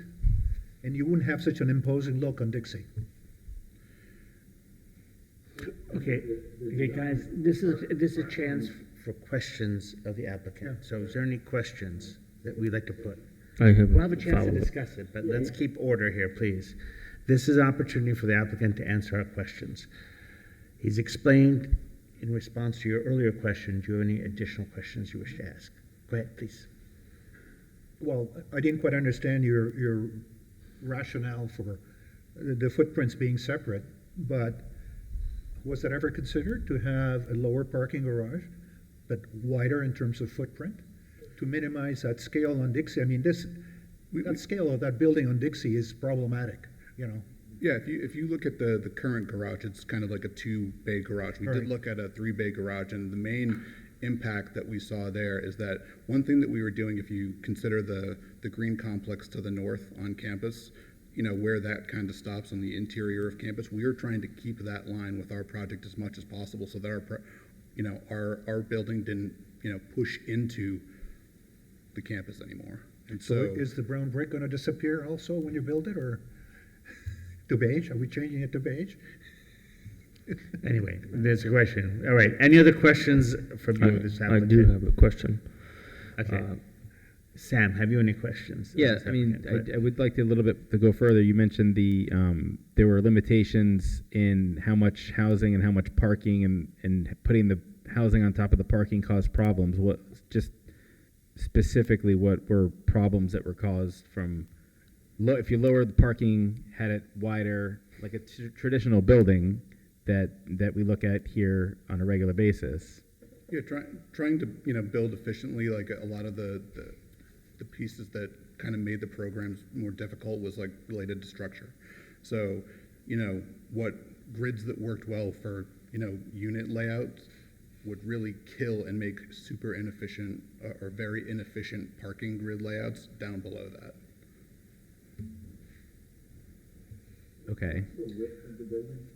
So, Okay, guys, one at a time. Right now, Sam has the floor. Why won't take turns? Okay, Sam, finish your questions, please. So essentially, to get the unit counts and the parking spaces to build the single structure there would just be, it's more expensive to do that. And so this is a more efficient layout. Is that just the general? I think that's also true, but at the same time, when we were doing, you know, kind of the project the one that we were referring to earlier, it was actually also a much taller building. Than this? Than this. In the previous iteration of this particular project, or? Yeah, when we had to stack the other program elements on top of the parking, and it was also less efficient, it had to go Higher than 300. Okay. Any other questions of the applicant you have? Can I respond to Chris mentioned the affordability. The affordability is important to the university. I mentioned our status, but I also want to mention that this is trying to price point this project for our students to be able to stay on campus, right? Right now, they're spending, $2,700, $4,300, all these numbers in rent. And I would only imagine that some students and some young adults, professionals, sharing, 2 bedrooms with multiple people to keep the cost down, right? So when we see that in our community and we have a fix on campus, whether it's the perfect for everyone picture of a building, the efficiency kept the prices. There was a dramatic price reduction to bring this in within budget to allow 990 students to now live on campus. And again, I want to bring up, it's not all new students. These are students that we're going to bring on campus that are going to reduce our traffic, going to enhance the community by our service projects. They are more engaged students in every aspect of higher education when they live on campus. So I understand not the like for, but there was a lot of work gone to finding the balance for all needs of the university, but a big one was the affordability for the students. And as you have projects in front of you that include affordable housing and how important that is to the city right now, and those projects are hard to get underway. They're really hard. I get it. Somebody's got to only give you 15% of their building because they got to make money to make it happen. We're doing this 100% with affordability in mind. So that's what it's going to take, and it's going to open up other opportunities in the West Palm Beach community. And you're going to see similar things as Vanderbilt is sharing and expanding. Higher education is going to be more important in the city, and these projects are going to come to you, and they're going to be slightly different than related projects and other projects that are in front of you. So we'd love you to consider this and understanding that we've gone through a lot to get to this point. Yeah. Any other questions? Go ahead, I'm sorry. A question, not a discussion. I'm trying to get the No, questions I guess answered. it's Then not we'll a further discuss it. question. 'Cause I understand they answered the question that I asked. All right. Did you have a question? You've been patient. I'll promise to get to it. Go ahead. Yeah. I just had a question about what's the length and width of the dormitory? Yep. Chris? There you go.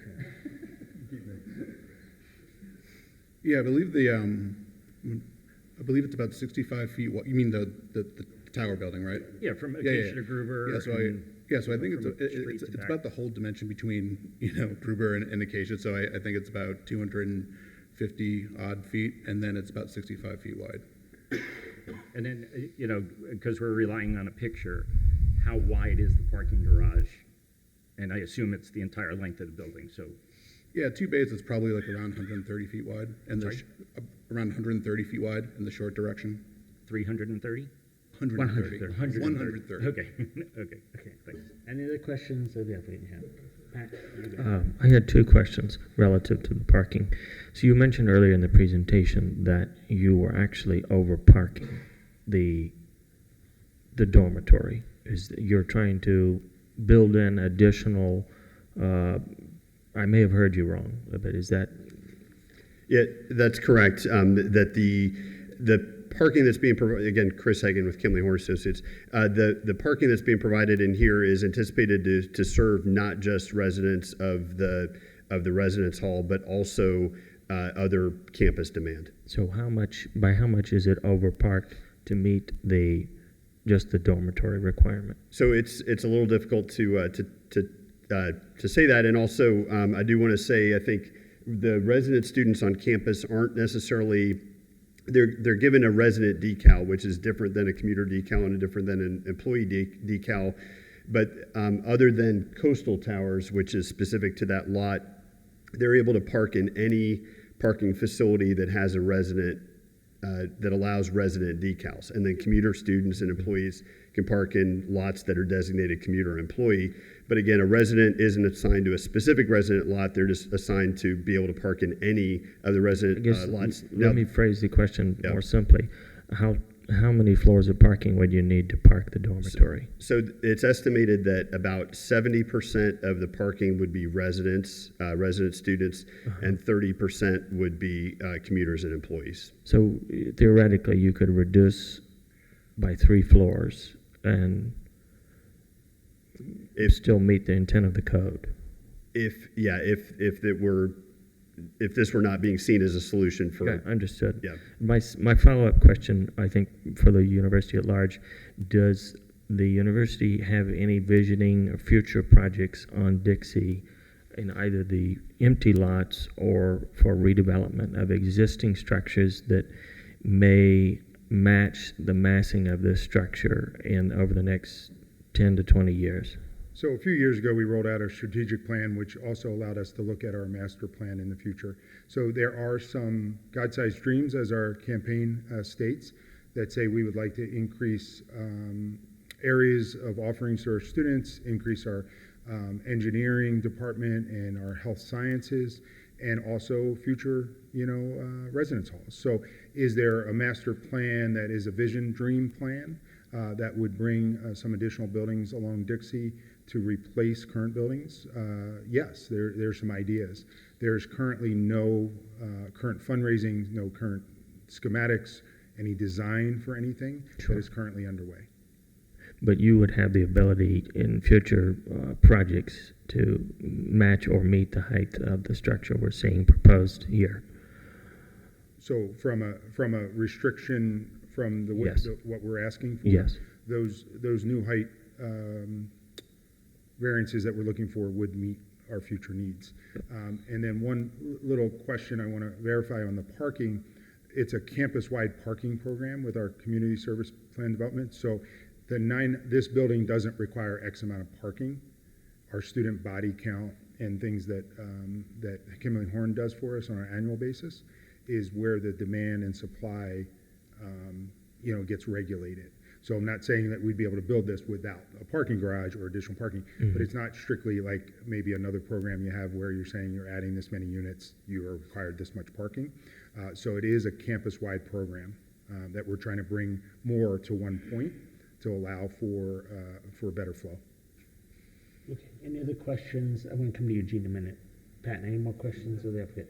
Gene, did you say you had a question? Yeah. Were there any other renderings of the active use liner along Dixie? That rendering was all That's that was it? provided. Yep. Okay, thank you. All right, any other questions of the applicant? And if not, anyone from the public wish to be heard? Too soon to forgive me, I took it as I said, we now need to hear from staff. Quick question, because I can't locate it. Your mic. What's the amount of parking spaces? Your mic is not on. The amount of parking spaces total in the parking garage? 888. 888, okay. Yeah. All right, I'm so sorry. Next, we need to hear from staff. Sorry.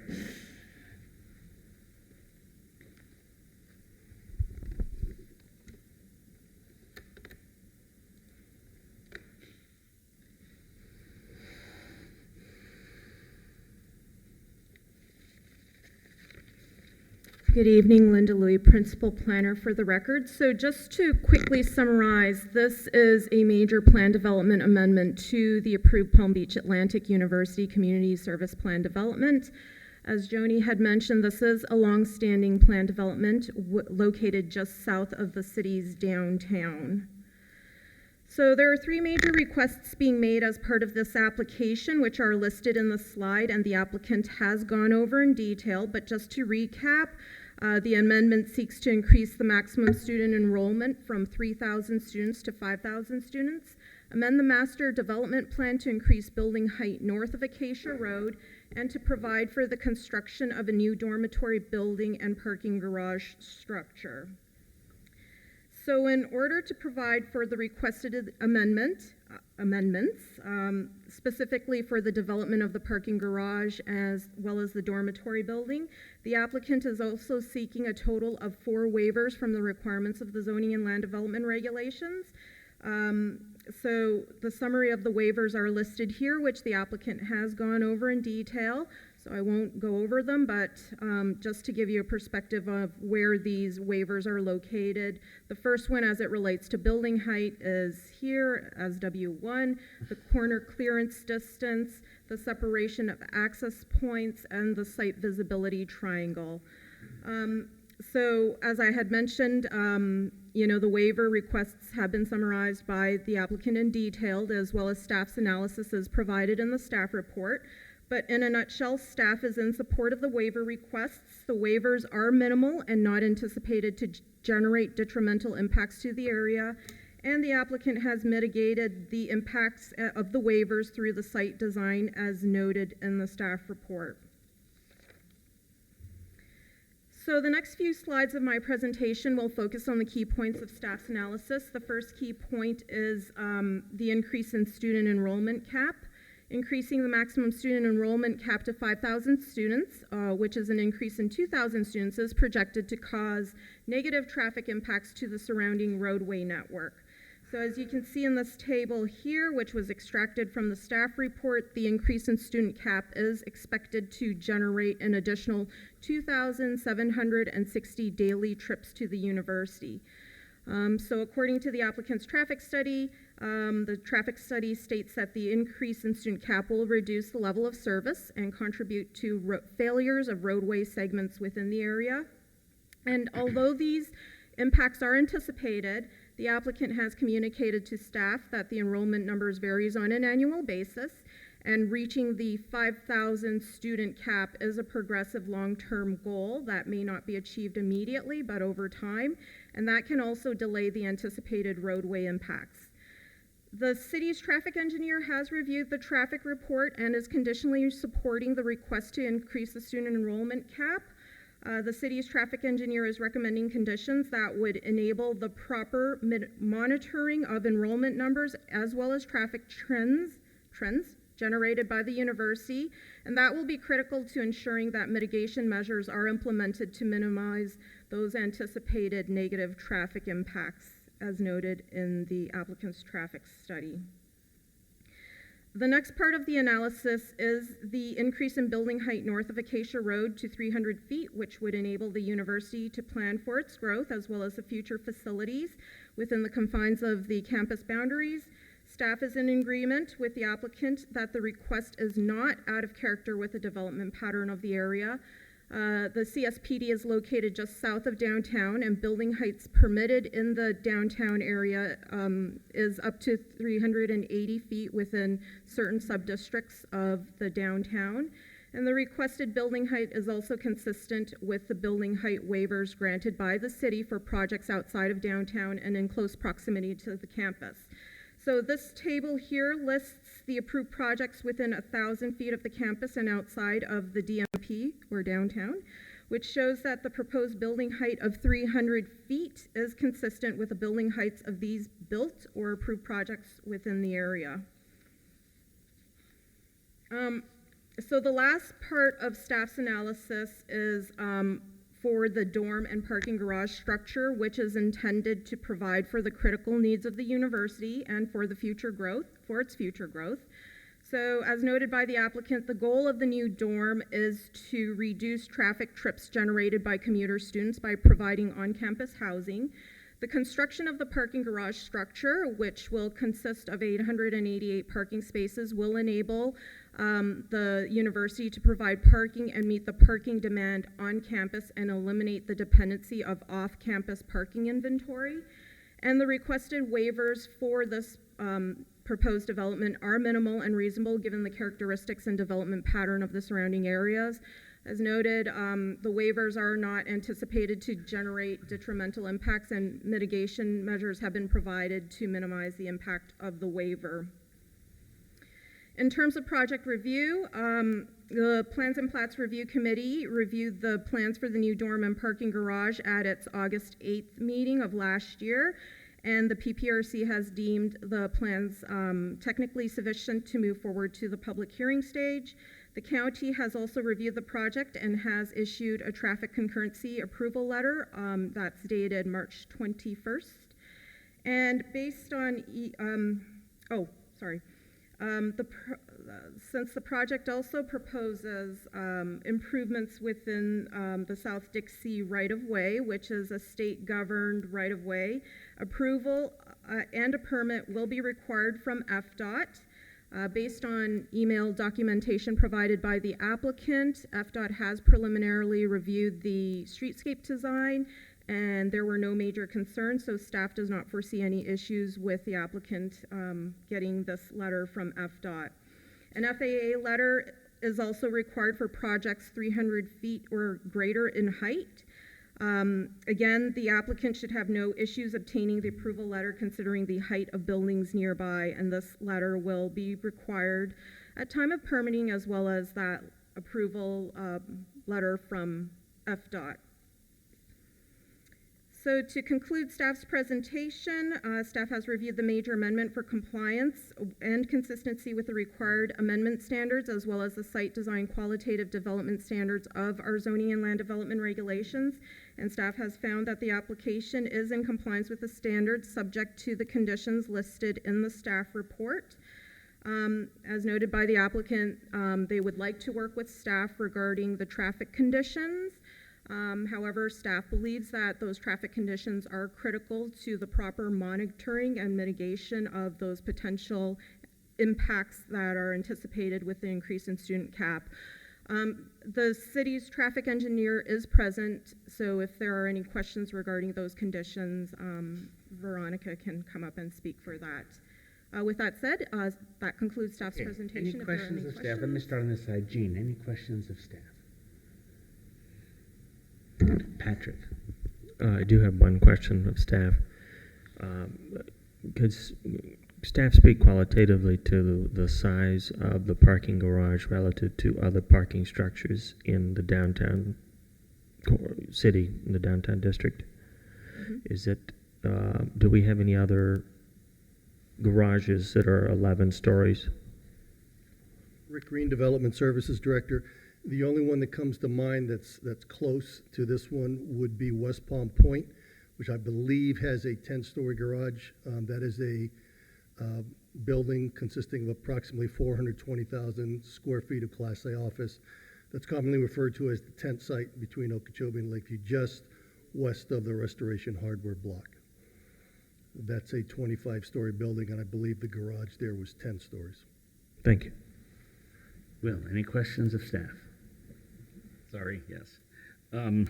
So you had brought up something that Acacia North, is there going to be an amendment or part of the 1, 2, 3, so right now you're looking at the parking garage, which is what, going to be 125 feet? Right? It's 127 feet. Right now, the current feet. Maximum height for the overall plan development is 125. So when you talk about height waivers north of Acacia, are we also approving everything from Acacia to Okeechobee? That is to be correct. that same height as well? Yes, that would allow. So there will be future development Future at that development height. would be permitted if approved. Pre-approved. The height waiver approved. At that height to be contemplated yes, in the that would future. enable them to go up to a height of 300 feet. Okay. The FDOT letters, what were the dates? When did FDOT last review? Because FDOT will be doing work on the highway in 2026. Okay. There was email correspondence that the city's, not the city's landscape planner, but the applicant's landscape planner did provide. They, with the proposed landscape improvements on Dixie, they have reached out to FDOT, as also Joni had mentioned in her presentation, and staff did read that email, and according to FDOT, they have no major concerns regarding the proposed improvements along Dixie. Do you know if that was because FDOT did a presentation at the Norton Museum about a month ago with things, do resurfacing and some other things on the highway. So was their issuance before or after them creating the project plan for Dixie? I mean, I've received that email correspondence at least 3 weeks ago, so, that And helps. then for the county, you said the county letter was from March. What year? January of this So year. it is January of this year? Yes, it was recent. Okay. Mhm.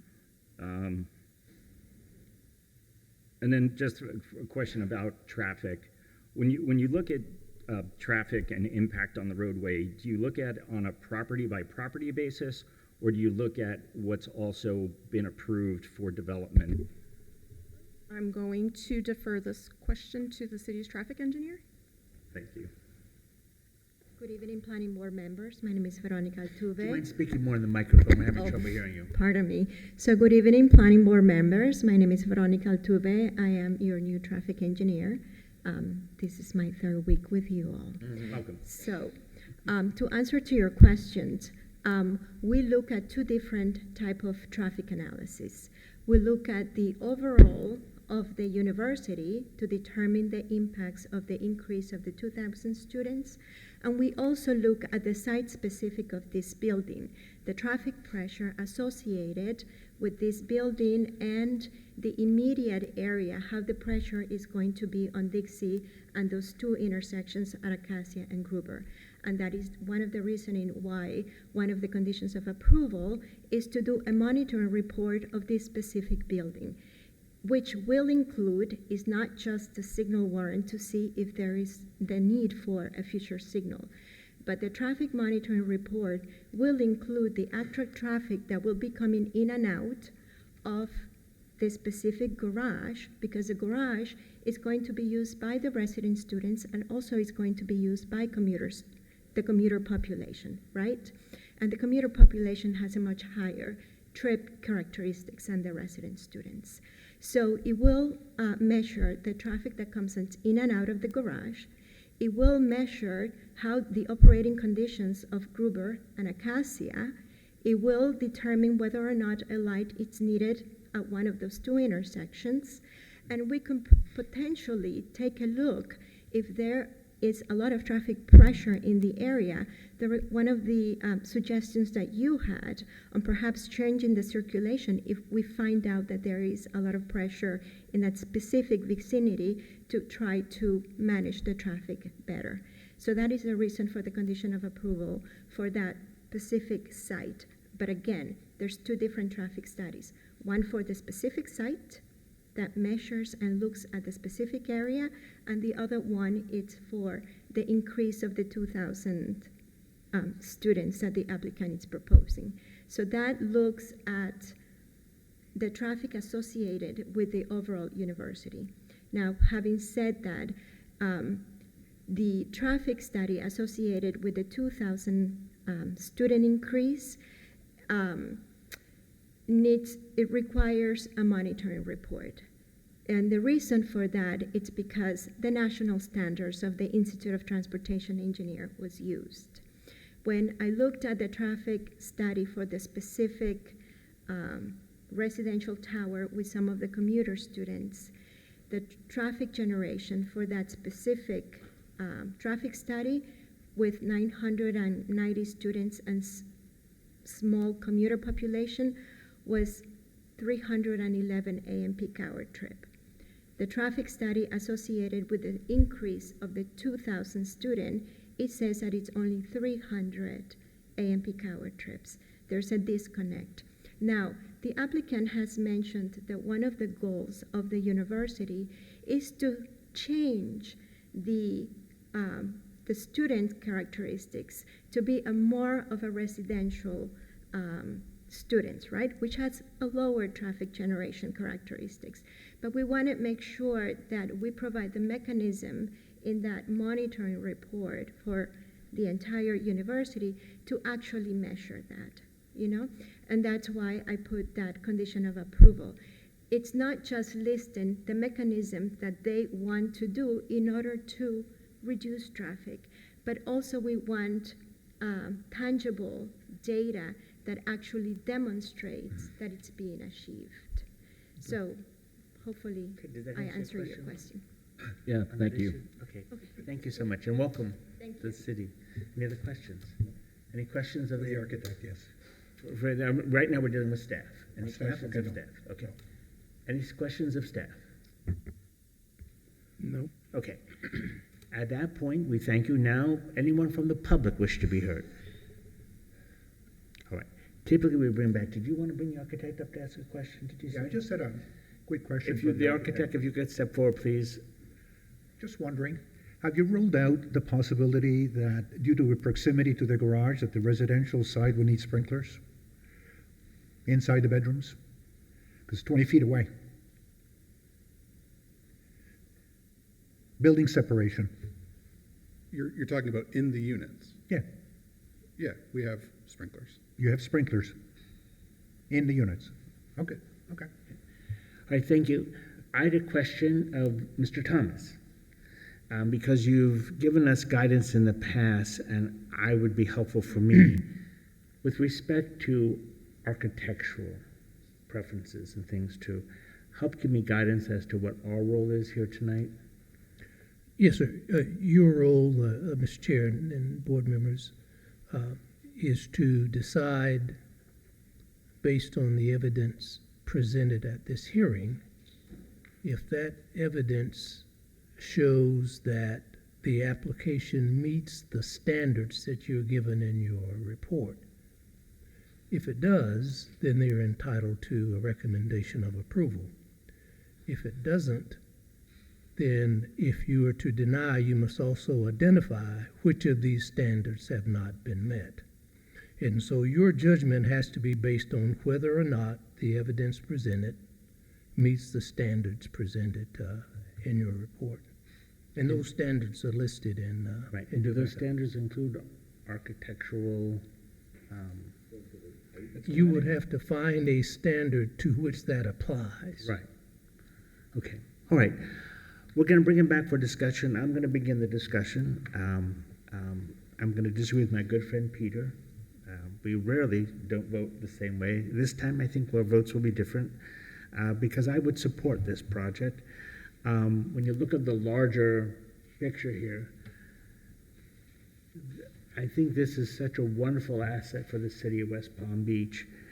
And the idea of this dormitory that will allow a qualitative different experience for students who are now, more of them have a chance to live on campus and have that different college experience by living and interacting with each other on a 24-hour basis is something really positive. I think also pulling more people to live there as opposed to coming and commuting will be a big benefit as well. That we have heard, I think, some compelling testimony as to why this particular design uniquely works for the university needs. And our architectural preferences, however valid they may be, I don't think is controlling here.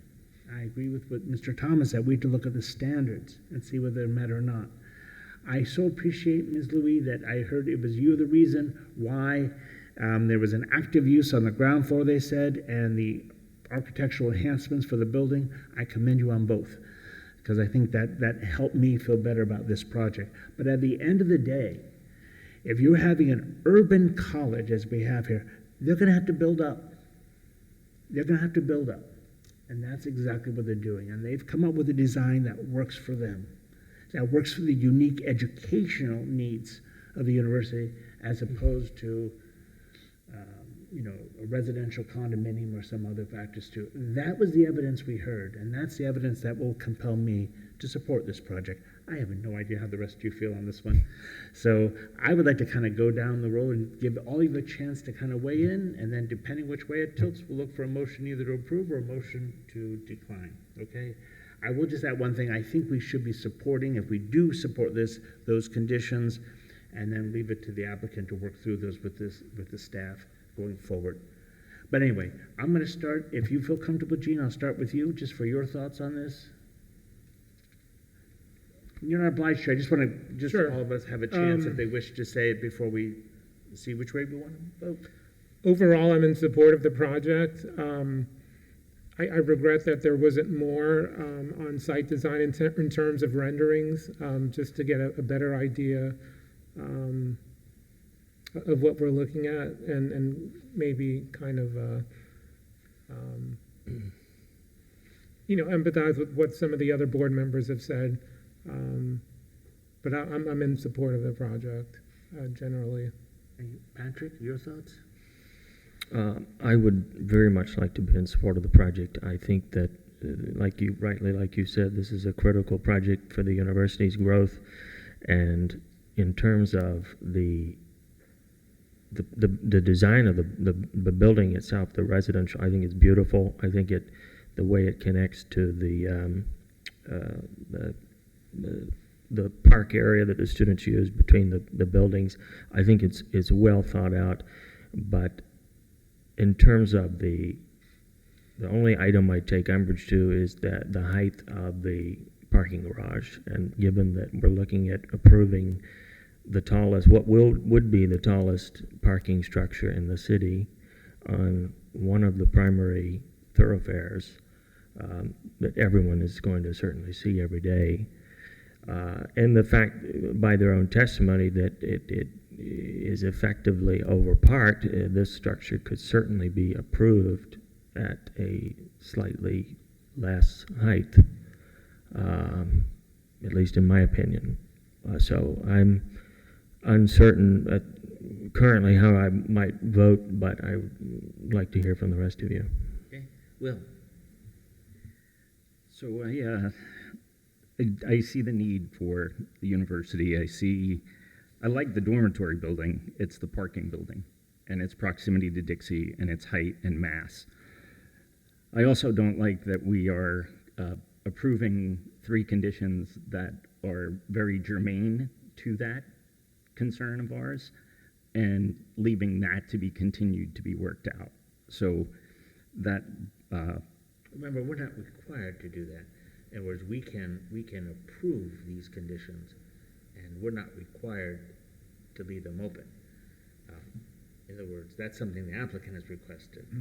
My comments was I would not be supporting that. I'd be with city staff to say these conditions will be imposed, and of course they're free to try to negotiate it going forward. I got you. Okay. You know, if it does move forward, the idea that we are approving north of Acacia means that temporarily the parking structure is going to be an obelisk, but it sounds like over the next 10 years it's not going to be, because you're going to develop all the way up to the corner, you're going to have Mr. C's, you're going to have the tent site. So I think short term it's going to feel very large and obtrusive, but I think 10 years from now, as the city grows, it's just going to be part of the character of the city. So yeah, for me, I guess it comes down to the conditions, the 3 conditions. All right, Peter, your thoughts? My only architectural comment was the vertical elements in the garage. What those 2 elements do is make that structure even taller than what it is. The rest of the comments that I addressed are planning. 180 students in bedrooms, all they're going to look at, the window, is a garage 20 feet away. That's my concern. I mean, why bother put a window? Just put in glass block, you know, and block the window, the garage. There's nothing in terms of amenity space within that whole development, garage and apartment complex, that provides some quiet space for the students. Yes, there's a lot of indoor space on every floor, but this is not Minnesota, this is Florida. Florida wants outdoor space. And an ideal location would have been the upper deck of the garage. That way, the next 10 stories, they're not looking at the roof of a garage, but they're looking at a nice landscape deck. That's my issue, is this from the student's perspective, looking at this garage 20 feet away from their rooms. Gotcha. Sam? So, yeah, I've been having a lot of trouble as well, because I'm looking at this potential project as it's really 2 separate projects. One is a 30-story or a 300-foot building that's all residential, and then you have a 127-foot parking structure that's separate. And I think, you know, it being congruent with other buildings in the city makes sense, because there are other buildings at that height. And I do believe that every building has had an integrated parking structure in that building. And I think we all feel that the needs of the college is to have more students and more student housing, and we all applaud that, and we want to make, you know, sure that that's viable for the college, for the university. And, you know, I think the architectural elements for the dormitory, I think would not be something if it's a personal preference, it really doesn't apply here. But I think that if this were a private enterprise building asking for a height variance from 125 feet to 300 feet, no matter who was developing it, and the use liner around their parking garage that was 127 feet high was right on a main thoroughfare like Dixie Highway, especially right coming into the city.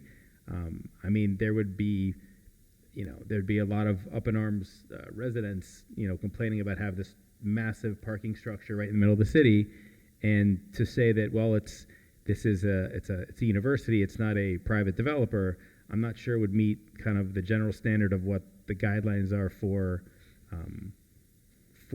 the active use liners. The whole purpose of them is to give it an aesthetic beauty to what you're building for the streetscape, for the people walking and the people driving. And I think there could be a better way to either minimize the impact of the building, or, we're not constrained here. The university is not constrained by land. They're putting this building right on Dixie Highway, as opposed to internal into their actual property as part of the project. I think there could be an attempt to do that so it doesn't impact the city, the residents of the city as much, and still accomplish the goal of creating. We want more housing. We certainly want more housing on campus, because I think that's important for the city to grow. And I think that all these things can be accomplished with a design that just was a little bit more thoughtful to all those approaches versus just, what is the best for one single side here. So. Okay, so I'm trying to figure out what kind of motion we want, because I'm trying to get the read of this board to see whether there's more majority for or against. It won't matter. We'll figure it out on the first vote. So whoever wants to make a motion, we'll figure out where we are. Or is it all tied together? We have to vote to either approve it or not. So yeah, it's pretty much. All of the there's an application before us, and we need to vote. But to your point earlier, Yeah. the staff is saying that The staff has made 4 conditions. Correct. For myself, I would support the staff recommendation and support those conditions. The applicant has asked us to give them time to work it out. They can still work it out, but it leaves, if we have an affirmative vote, my suggestion is it leaves with our support of staff's conditions. We're only a recommending board. They still have some time to work things out, and if they persuade staff that they want to modify it by the time it gets to City Commission, they're free to have that discussion. But I think it leaves us with support of those conditions without qualification. To me, that'd be for a condition for my support. I would want those traffic conditions that staff has recommended to be part of our approval. No wiggle room on that. They still have their opportunity to change that. I would support that. Okay. So I have a feeling we're going to be right down the middle. I would also ask a couple of points.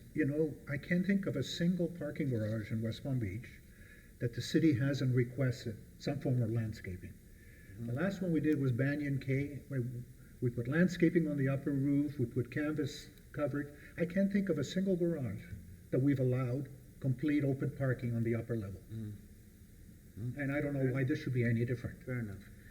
The second point is, one of the conditions, I would approve it, but one of the conditions would be the removal of the vertical brown elements in the garage. And how does one do that? When you say Change remove it? color. Change the color. So it's more the. So it doesn't highlight. Sir, please. So it doesn't highlight. Please, please, thank you. It's a tall building, and Yeah. anything we can do to reduce that height. Well, I tell you what. Here's what I'd like to do. My sense of it is we're going to be 3-3, in which case it won't have passed because it needs it. We're just a recommending board. It goes to the city commission. We need to take a vote. We need to make a motion. So who would like to go first? Because I think my suspicion is it's going to be a 3-3 tie, but I could be wrong on that even. Don't know. Would someone like to make a motion either to approve it or to deny it? So I'll we make a can have motion to vote. approve.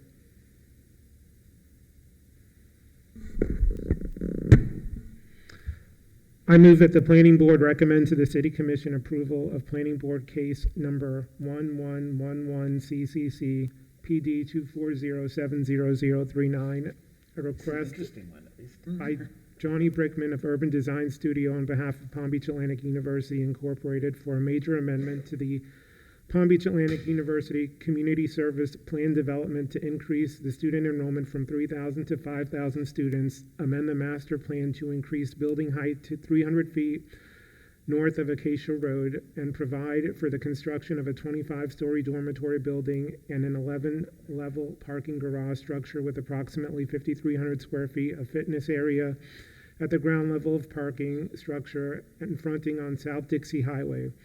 The motion is based upon the testimony presented at the hearing, along with the application submitted and the staff report, which constitute competent, substantial evidence. The Planning Board hereby makes findings of fact that the application complies with the required standards in Section 94-32A and Section 9435C, the City of West Palm Beach zoning and land development regulations. In addition, this recommendation is made subject to the conditions of approval contained in the staff report dated February 19th, 2025. I move that these conditions are necessary to ensure compliance with the purpose and intent of the zoning and land development regulations in consistency with the comprehensive plan of the City of West Palm Beach. Okay, we have a motion. Have we a second on the motion? Can we add those two conditions, or? I'm sorry, did your motion contain, I'm so sorry. It's unmodified based on the staff's report. Right, so you're including the staff's conditions? Correct. Okay, so it's already. No, these two conditions. Okay, you can answer, he made the motion the way he did. That's what I'm asking. Okay, but first you need to know if there's a second, and then we can Okay, ask if you fine. want to. Is there, we have a second on the motion. Now we have discussion, and now you can ask if you wish for a change in that. I will say something on the discussion portion. You know, we're focusing, look, the reason the parking garage is going to be its size is the campus is growing. It's going to need more parking. There's going to be other tall buildings there. From a staff, my comment, then you could jump in. The staff, the ground level experience will be active things. So when you're on the sidewalk, you're going to see athletic things, other things too. They're going to make that active. And so, to me, you know, whether it's 8 stories or 10 stories, at the great scheme of things, that's not going to be the factor. I think there was compelling arguments as to why they want to keep the parking separate from the residential, make the residential more in the inside of the campus for that campus experience. These are unique, specific needs of a university that's different from a related project for housing and things like that too. So those are my observations. So The next, okay, go ahead. is the concern amongst the board that the garage is going to look like an actual garage rather than something else that has an active use line, or that may have it appear as if it were some sort of a commercial structure? With the renderings, I had a difficult time determining what it would actually look like because we had an offset view, but the garage should look as if, you know, maybe it's a commercial building, you know, maybe glass windows. I know the one Flagler building, they have active use liners, and you can't really tell it's a garage. Exactly. So I think the concern is that the active use liners need to have some form of. Look, let's be candid. No one loves the garage. That's the nature of the beast. So to the extent it can be done in a way, as Gene's suggesting, these are ideas that make it more palatable. I think if we were dealing with a situation where we were constrained by physical land and you had to put the garage there, I would agree. But this is a main thoroughfare, and the university has 20 acres of land. It's like, you know, this is the one area that's outlooking onto the city, and it happens to be a very, very main thoroughfare of the city. Right. To allow something of a parking garage, Speaking to the mic. there could be something. There could be a way to. He actually cared what you said, Sam. You should be There- encouraged.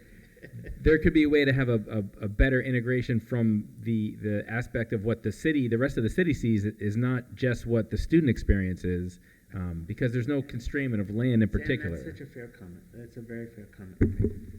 I agree. So I don't think anyone has a problem with the height of the dorm or even the architecture style of the dorm itself. I think it's just having a massive, massive parking garage as a standalone parking garage and a main thoroughfare right at the border of the city and the university. When the university, I mean, I don't know the layout of everything there, but they have 20 acres of land. There could be a better place for it that isn't right in our face as the city. Do we have the power to request, like we've had in the past, that the that it had some sort of active use liner. I think that's already there, is Yeah, that, it's there. Louise, that there's an active use on the, I'm so sorry, are you asking on the ground level, or are you saying? I'm talking about the structure.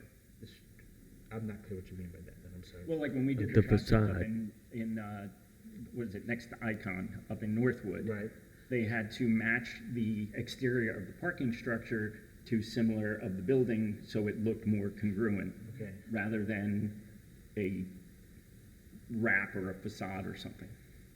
I think we can, if we can make thoughts or recommendations as part of this motion, but let's first see. But didn't I think Rick had mentioned there is no existing parking structure this size in the entire city as a standalone parking structure. Is that correct? Not yet, but I think this is the beginning of the wave. It's going to. But I mean, if there's not one yet, and I don't think the one that is being built is a standalone. Is it a standalone or Guys, is it? this is not the time to ask questions. This is our discussion. But it's not built yet. Yeah, The but point- it's to your it's point, not it's not built. built I mean, yeah, and It's not it's built. like right in the middle of wherever it's a very high profile location, I think, and it's a standalone. Well, so I Mm-hmm. it mean, isn't- if you look at one Flagler, right, that their parking structure and the building is contiguous. You really can't tell the parking Right, from the right. office. Yeah. So I see the value in that. The only mitigating factor for me is forgetting about today, looking 5 years in the future, this structure is going to blend in. And the fact that it is a quarter mile, a half mile from the intersection, where I think we're going to have a whole host of problems between the 10 site and Mr. C's and whatever winds up getting future developed there in terms of traffic and movement. I think the fact that it's a half a mile south of that is a mitigating factor as well. So I totally agree. I would love to see more aesthetic around the building so it matches the dormitory. But from a height and mass perspective, Yeah, I think I'd be thinking short term in terms of my objection to it versus 5 years in the future, it's just going to be part of the downtown landscape. I think that makes good sense what you're saying, that in the future it may not look out of place in terms of mass, but it certainly, I think, more treatment can be given to how it appears from the thoroughfare. It's unique in that there's 900 parking spaces for a 270 unit. No, apartment. 900 units for 270 parking. No, it's 900 parking space, 888 parking. 888 and for there's- 990 There's students. 275 rooms. So there won't, unless, again, a private enterprise is not going to build a 275 unit apartment building with almost 900 parking spaces. So the parking massing is way out of whack. But when you look at, they're adding 2,000 students. Yeah. Right? And Veronica, because one of the questions But you I could was break the gonna ask parking her- into 2 different parking garages. Well, one of the questions I was going to ask her is if you're expecting 2,600 plus additional trips, but you have 990 additional students that are on campus, you're really only going to wind up with, 1,500 extra trips. But if you just looked at it and said, okay, if you need 900 extra spaces, that could be built in 3 different locations versus one massive parking garage right on a main area. So I live in Parkline. Parkline's a great example of how they incorporated the parking structure into the building. So you have 12 stories of parking. You have some outer units that are on like the 1st through 7th floor, and then you have 15 stories above. Double stack corridor. And all the amenities are on the Yeah, but 14th that's not a et standalone cetera. structure, So, though. what's that? That's not a standalone One at a time. garage. I'm so sorry. You're both, 3 people are talking at once, so it's not going to be helpful. So whoever wants to take the turn, but I would say, let Pat say and then you respond. Okay. Go ahead, Pat. What were you saying? I was just saying, to your point about Parkline, it is a good example, but that is a combined building where the parking and residential is in one structure. And it's not a standalone structure, single use. Correct. Okay. Now, Now, Peter. if you look at the site, put it in perspective, there is nothing that's going to blend in. You have one more block and you have the Norton. And after that is 35-foot height limit. This is going to be the tallest structure, okay, coming into the downtown along Dixie. No ifs, buts, or ands. So there's no blending in. It's going to stick out very large mass. But you're going to see a Everybody building that right drives, behind and it. don't forget, you have a cemetery right across the street, and people are dying to get in there. You know, but, so that's, Was there an amendment you were gonna propose that could make a difference whether you support it or not? If it makes a difference whether you support it, propose it. It If it's won't not make- gonna make a difference, it then I'd like to depends call the on, question. yeah, it depends on what the rest of the group feels about the element, the dark brown element, and then landscaping on the roof of the deck. You know, if the mover, seconder are in agreement to add those two. I could, being the other architect on the board, I do actually agree with you. If that element was somehow treated differently, I could probably come around to I support it. love the metal screen, I think it's Yeah. very innovative, I do but too. except for those two elements, okay? So, would you accept that amendment to your motion? The two changes that could make a difference, whether we pick up two more votes for it, would be number one, let's see, give the precise word, the change of the element. The change of the color of the two vertical elements in the garage So to a change lighter that, color. Plus, the other thing you said about the top. Landscaping on the upper deck of the And you garage, said, is that something you want? which is standard for, Okay. With those two changes, would you as the maker of the motion, Gene, accept those two changes to your motion? I would. Okay. Who made the second? I did. Okay. Would you accept those changes? What's it worth to you? Yes, Not I a would. damn thing. Yes, I would. All right. So we would. Okay. We have an amended motion and we have a second. Are we also amending the active use liner, or are we okay with the I think that's already there on the plans, let me look again.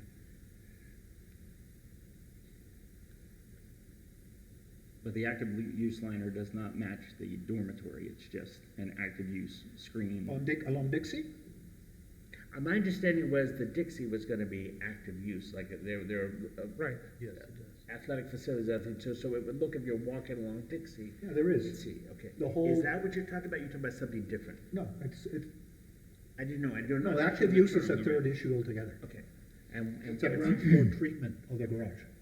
That's active use. I got you, okay. Not the full store No, stack. it's one floor. So they're already doing that.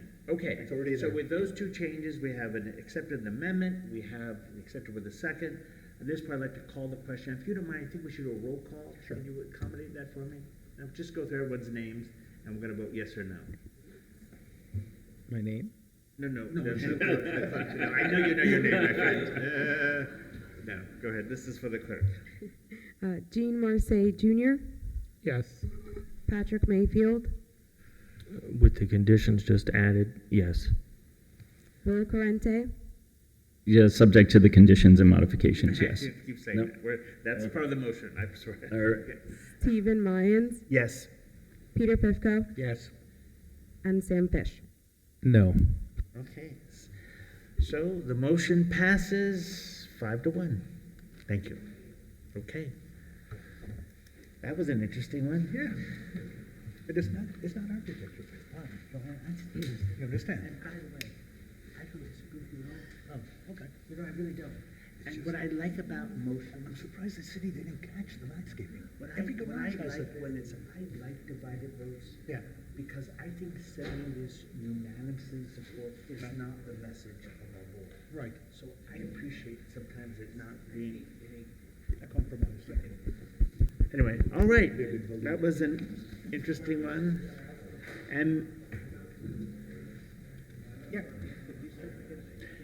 Ms. Louie, thank you for your good work on this project. Right. I saw your fingerprints all over it, and I liked what you did, so thank you. Okay. And it's gonna stick. All right, that brings us to our last one. I understand a very abbreviated presentation, is that right? On I've got like 3 Code Revision slides. Case 2501.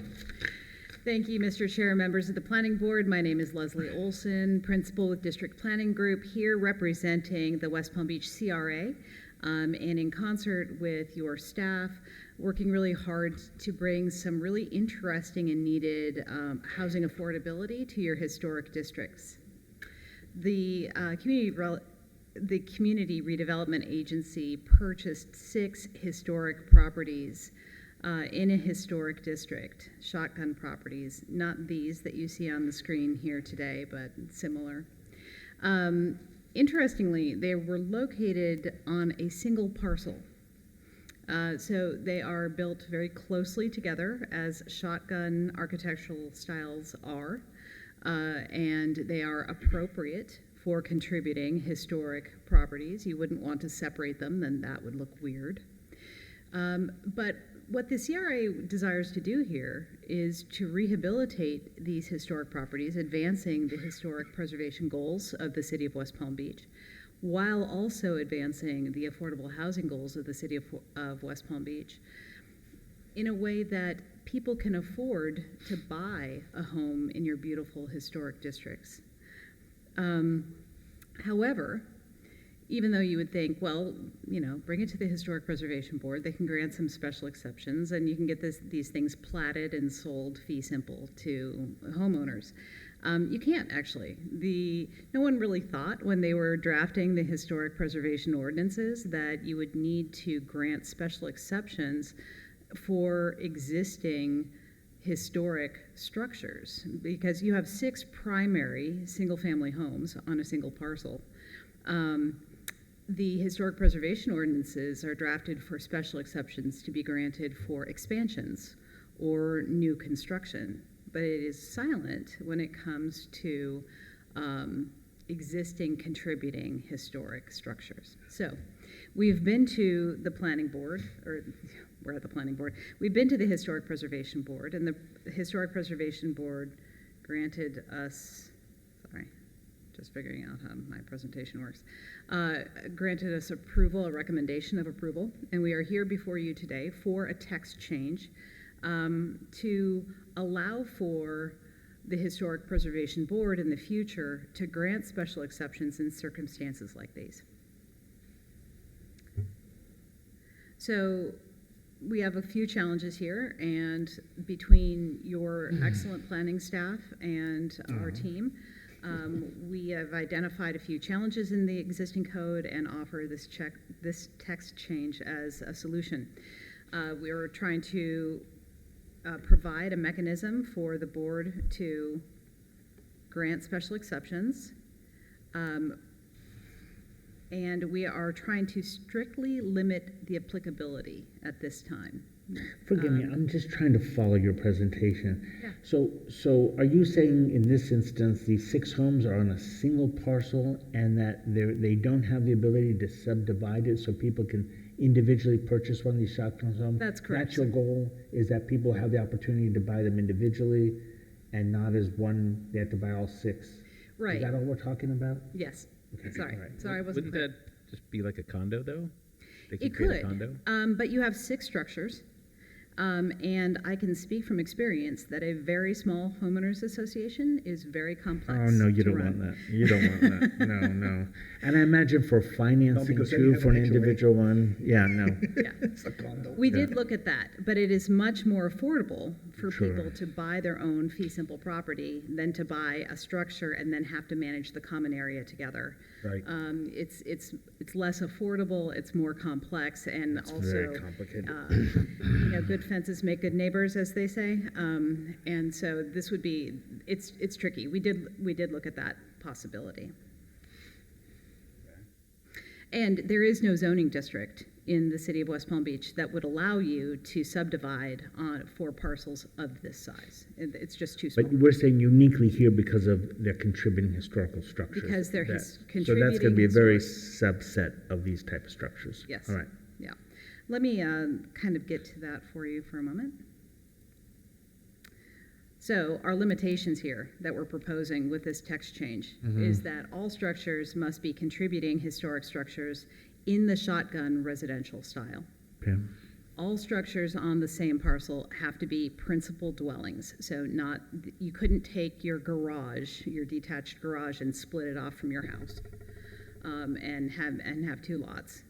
You must minimize those nonconformities to the greatest extent feasible in the subdivision. The subdivided lots must provide frontage on the city street, and the subdivided lots must include 1 single-family residence. So it is basically what this does is it gives the Historic Preservation Board the authority to review a situation like this and grant certain special exceptions, including. Are you aware of a lot of others like this? Actually, Yeah. the project planner who's Right. going to speak after me has a really thorough presentation on Okay. that, and so I'm going to let him do that. A short presentation, I understand. I'm sure he's going to go through it lightning fast. So the special exceptions that this particular text amendment considers are lot area, lot width, setbacks, lot coverage, and floor area ratio. So, do you have any questions for me? I can't imagine this is controversial. Just more of a, so how is this considered spot zoning in a way, or no? No. This simply gives the Historic Preservation Board authority to grant more special exceptions than it already has. I gotcha. And then it would be up to city staff to make sure the rest of the project conforms with whatever Right. standards To the greatest exist. extent feasible. Okay. The structures aren't changing. Right. It's the ability for individual ownership, which. Pat, do you have a Yeah, question? my only Yeah. question is there a reason why you're carving out just the shotgun style? I think you could. I think you could just apply this to all historic districts without that shotgun piece, and I think it would probably be fine. However, I think it's basically from an abundance of caution perspective to roll this out in a very narrow way. And if it works well, then you can remove that shotgun piece and open it up to a wider variety of historic properties where you could encourage historic preservation and rehabilitation in other ways. But at this point, I think staff feels more comfortable with just limiting it to shotgun. And it's up to staff to determine what that style is. Yes, there is a definition. Any other questions? I'm trying to phrase the question. How would the taxes work? Property taxes? Well, once they are subdivided, they will be assessed on a parcel by parcel basis. So they're individually owned? Yeah. That's right. So there will be a subdivision. So the process here, you will see me again, for better or for worse. Hopefully earlier in the evening, but yes. Yes, that'd be lovely. So instead of it being one parcel, there will be a plat and a site plan that comes through, I believe, this board, showing that we are going from one parcel to 6. And then they will be assessed Each individually. unit will be serviced separately, water, sewer, power? Yes. Boy, Single family lots. That's a lot of road cuts. What's that? That's a lot of road cuts. Well, there is not room for a garage or a driveway. Right. Oh, you mean just in general from pulling? Well, the utilities. servicing, yeah. Yes, sir. Okay. Any other questions? Okay. And if not, we'll hear from the other gentleman. Come forward, please. Thank you.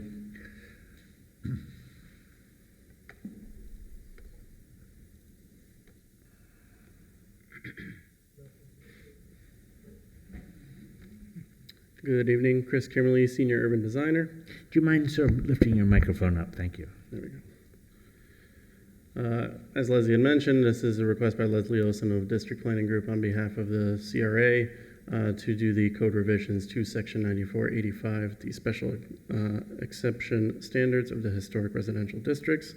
And this language has been altered slightly to be specific to just the Northwest Neighborhood District, as well as the shotgun style typology of the buildings. So give a little bit of background context, the reason this is brought forward is, as mentioned, the CRA had purchased this 610 Douglas Avenue property. It does feature 6 primary structures on the site that are all contributing structures.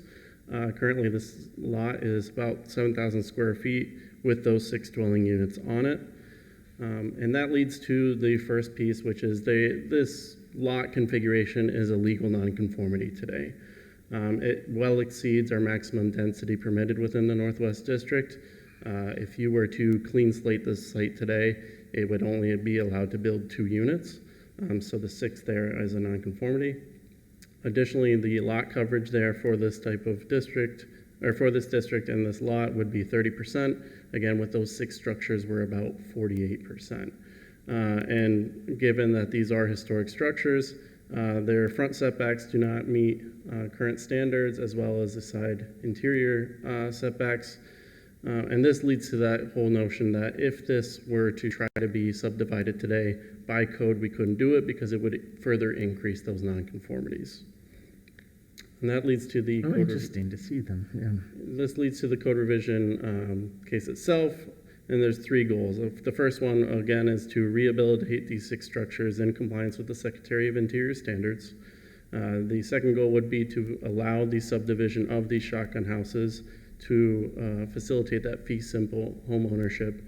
And again, the third is to give the Preservation Board the authority to grant additional special exceptions, whether that be waivers or variances to the various dimensional constraints that are presented when subdividing these lots. Provided in your staff report, again, was the language itself. And again, this is the section that it would apply to for the exceptions themselves as well. Staff does recommend approval with conditions for Code Revision Case 2501. The 2 conditions include the following. One is to add language specifying that it only applies to shotgun houses at this time and within the historic Northwest neighborhood. Again, this is just to, as Leslie had mentioned, an abundance of caution. You know, we've identified other shotgun houses within the district that could benefit from this. But we haven't really gotten to study the full extent of what that would entail with other historic typologies within the district. And again, the reason it's limited to shotgun houses is they're primarily on smaller lots already.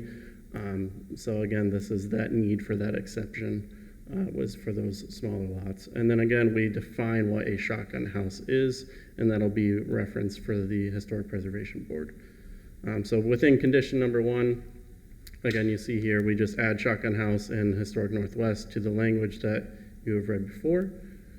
And then condition number 2, this is how we are defining what a shotgun house is, and this will be added to the historic residential district definition. So a shotgun house will mean a principal single-family residential structure, rectangular in shape, no wider than 18 feet in width, typically features a gabled porch with 2 means of entry and egress, either front or back doors, and all interior rooms are arranged in a linear orientation or connected by sequentially by doorways and without hallways. And this is pretty standard for a shotgun house typology. And just to give some more context to properties that we have identified as staff that could benefit from this code language, should they also choose to want to subdivide the property for fee simple ownership. We have 5 other properties here. Again, you can see that they are of this shotgun house typology. They're two or more principal structures on a single lot. And then, of course, we presented this to the Historic Preservation Board, which they recommended approval as well. And I have prepared a suggested motion should you grant approval. Okay, any questions of staff? Let me start on this side. Sam, any questions? So just to make sure and confirm, this is this only applies to structures that are designated historic and contributing within the city. Correct, and specifically within the Northwest Historic District. Got it. Okay. Can I ask, historically, these were always single-family home. I mean, it's not like they were originally like some dorm or something. These were individually owned, and we're just changing the law to comport with what's always existed. Correct. Will? Are the properties that you showed in the previous slide, are they all owned by the CRA or some of them owned by individual owners? These would be owned by individual owners. There may be 1 or 2 that were formerly CRA-owned properties, but my understanding is these are all privately owned now. Patrick, any questions? No, I just want to make sure everyone knows why it's called a shotgun house. You can stand on the front porch and shoot, and it comes out the back door. Any questions, Gene? You know, I agree with Patrick too. I would be open at the appropriate time not to limit it to shotgun homes, but I understand your caution on why you want to do it, and I'm fully supportive. But I think, and I love the fact that the Historic Preservation Board, we'd be the ones dealing with this, not us. So another good thing you've done. Any other questions? All right. Thank you so much. No one from the public is here, so we'll assume there's no one else. Does anyone have any concern about this? I think it's a wonderful thing you're doing. It's a great idea on so many levels. Affordable housing, historic preservation, great. But only All right. 6. Looking for a I move that the You can planning also board recommend change the vertical things if you want to. approval. On this. just a Code thought. revision case number 25-01, as listed in the staff report dated February 18th, 2025. This motion is based upon a determination that the testimony presented at this hearing, along with the application submitted in staff report, constitute a preponderance of competent substantial evidence. The planning board hereby makes finding of the fact that the proposed code amendments satisfy all the criteria and amendment standards found in the City of West Palm Beach Zoning Line Development Regulations, Article 2, Sections 94-32. Staff recommends the following conditions for approval of the code revision. Number 1, modify the proposed language slightly to specify that this exemption only applies to shotgun houses within the Northwest Historic District, as seen in attachment 2, staff language conditions. This is to specifically tailor the language to the unique characteristics and context behind the shotgun house architectural typology. This also prevents the subdivision of lots containing multiple contributing primary structures that are larger in context of a different architectural style or site typology, or more dense, thus preventing additional nonconformities. Item 2 says add the definition of shotgun house within the Zoning Land Development Regulations, Sections 94-86, Historic Residential District definitions. And I quote, shotgun house means a principal single-family residence structure which is rectangular in shape, no wider than 18 feet in width, typically featured a gabled front porch with 2 means of entry, egress, front and back doors, with all interior rooms arranged in a linear orientation and connected sequentially by doorways or without hallways. This approval is made conditional upon the restrictions, stipulations, and/or safeguards listed in the Planning Division staff report dated February 18, 2025, that are moved necessary to ensure compliance with the purpose and intent of the zoning code and consistent with the downtown master plan and comprehensive plan of the City of West Palm Beach. This motion is based upon the testimony presented along with the application submitted, which constitute competent substantial evidence that the standards in sections 94-38 D and C have been met.